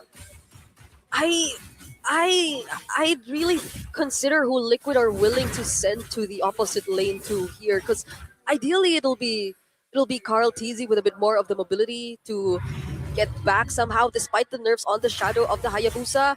Oheb, it's not really coupled with the Louis, so there's no easy way to go for those opposite lane manages, but this is what makes it terrifying. Look at where Tianzi and Rosa currently are positioned across the map. You couldn't just send out anyone at this point to take care of the lanes. Chastise Polder and the Melfic gun again. It's the pickoff call. TZ! Oh, he checks the bush, and they go for the sentry. They're able to reveal, they get that vision onto Aurora Gaming, but it's going to be down for quite a bit now, and that's another window that opens for Aurora Gaming that starts to close off for Team Liquid. Okay, they're going to go for JP here. Sanford and Sanji. Oh! Wasted out. A beautiful winner crown from Sanji. Carl Teasy looking for an angle now as well. Team Liquid making their way in. Pagu getting caught up by Oheb. Siggy Boom taking some damage as well. Tianzi's forced to flick back with a hat trick. Yeah. PL now has control over the Lord Pit. They got to go for it. Pagu, no Divine Judgment out of the M. The end does come down. Pagu looking in as well. Carl Teasy able to take the Lord though. And Pagu shredded down by the blazing new Oheb. Now he does pop. JP in the backside looking for Tianzi. Pagu there as well as Siggy Boom and Sanji, the 1v1 Lunar with the shifting clouds, but may go down. Carl Teasy taking this game into his team's hands. JP with a double Siggy Boom? That's a shutdown. Wants to cut all alone. I'm not too sure about the Sanford. Okay, uses the flicker. He catches up somehow, and the final slash too. Siggy Boom just needs to try to buy time. Carl Teasy's there with the shadow kill. Winter Crown comes out, buying time for his team. It's 20-second death counters for Aurora Gaming. But the Lord, the game is back into a possible Team Liquid advantage. And again, well played. Hey, I question it. Forgive me, I was not familiar with your game, Siggy Boom. Amazing when it crowned the flicker, and now it delays Team Liquid from getting even more than they should have actually, right? 4,000 gold lead still. Pagu's gonna be up, Lunar's gonna be up. That really denied all of the full capitalization from Team Liquid. Now, Aurora can still breathe. They still have the advantage. Yes, Team Liquid, it's swinging back towards them, but they won't be able to crack a base turret open unless they get another good fight. Yeah, and at least Pagu knows now that he has to be a bit more careful in terms of his choices. Yep. He has to check who has ways to actually still survive, who has the Winter Crowns, who has the immortalities before he actually commits. Ooh, JP into the back. A nice final slash, but the RWM comes out. Lunar still standing. Sanford goes down first as Pagu jumps into the middle to keep Team Liquid zoned away. The Lord does crash into the base. JP, Oheb, the blazing duet in the backside. Oheb! He takes out Rosa. Carl Teasy. Siggy Boom down. Team Liquid break through the base, and it's nothing but Pagu and Tianzi. Team Liquid Philippines. The cavalry rages on. And the charge of the cavalry continue in the lower brackets.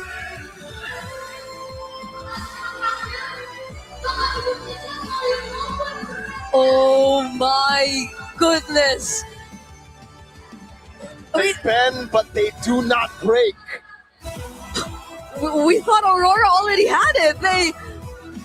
They were slowly finding the right targets. They were forcing the fights close to their turrets, and the real-world manipulations were always on point. And JP almost felt as if he couldn't do anything anymore. You really got to give props to Aurora Gaming Turkey, though, because they performed out of their minds in game number 4. It ended up being 3-1. But really, it's all about those little things, the experience that comes into play, and the clutch factor of Team Liquid. It's always kind of their thing, you know, like they will look weird sometimes because they always take that gamble. Whether they're winning, whether they're losing, that early game was definitely weird for Team Liquid, but they made up for it with all those mechanical plays, man. Sanji win a crown on the Divine Judgment, and then here, JP able to go in with Raging Sandstorm, baiting them to fight and just throwing heads. Oheb jumps into the back line here. Yeah. That's the Win a crown. RLTZ. Yeah. Beautifully done by Team Liquid.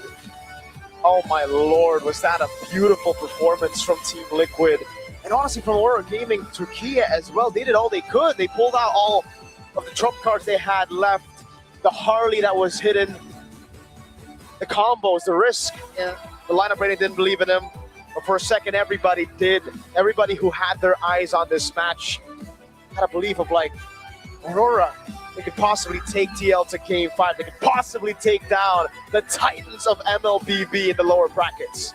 But for now, we're going to throw it back to the panel to dissect that beautiful game 4. Going up against TL, that's the one thing you don't want to do. Once you caught them in their mistake, you kind of got to hold on. The moment you give room for TL to make a play, that's it. That's GG. And I don't know, man. Like, that was an amazing game coming in from both teams. But yeah, TL, just too good at this point. Yeah, honestly, a big props to Aurora Turkey. Man, it's heartbreaking to see a team lose in this particular fashion, but their draft did not help.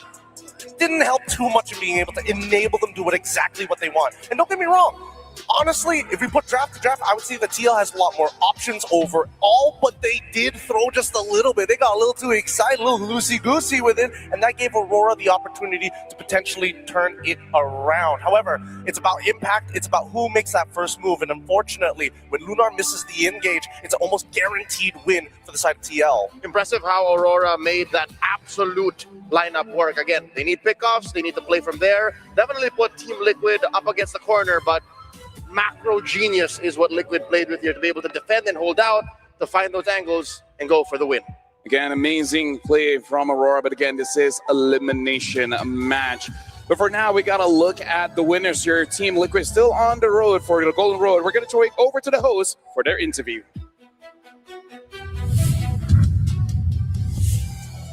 Turkey's champion have already made history as they set a new record finish for their region this M7. But now we unfortunately have to bid them goodbye. Thank you to Aurora Gaming, and we await your stronger return next year. And now, let's welcome the final boss, Team Liquid! Boys, Sanji, congratulations on winning another elimination match.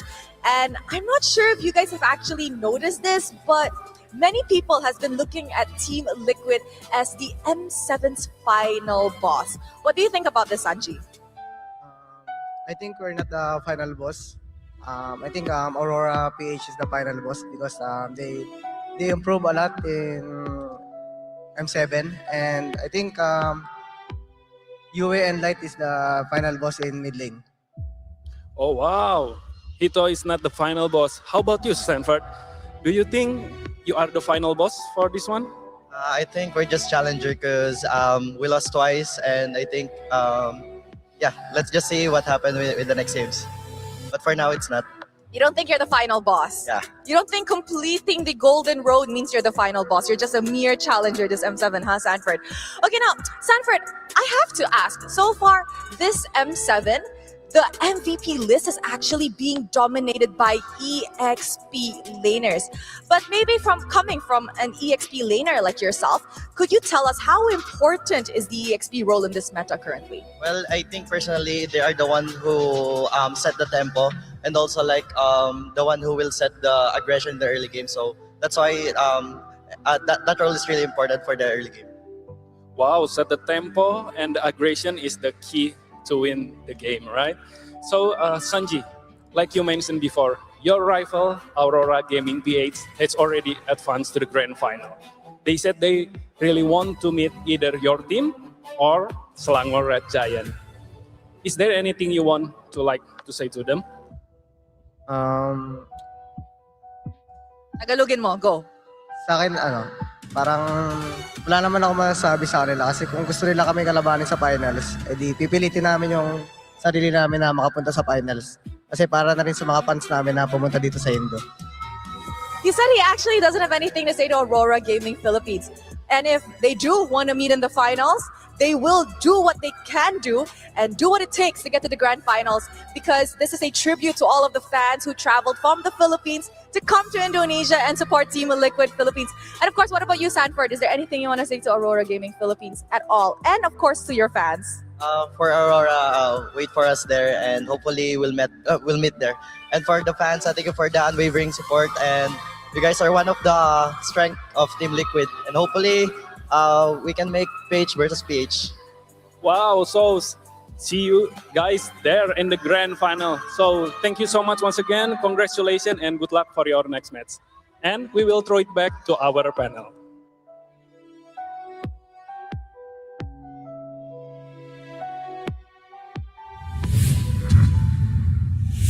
Thank you very much, Glenn, as well as Rose. And it's kind of weird because they were giving message to Aurora as they defeated Aurora, right?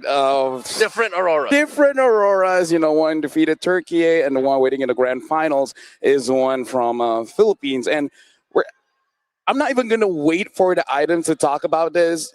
The Kaja look good because of the passive, where you paralyze your opponents, paralyze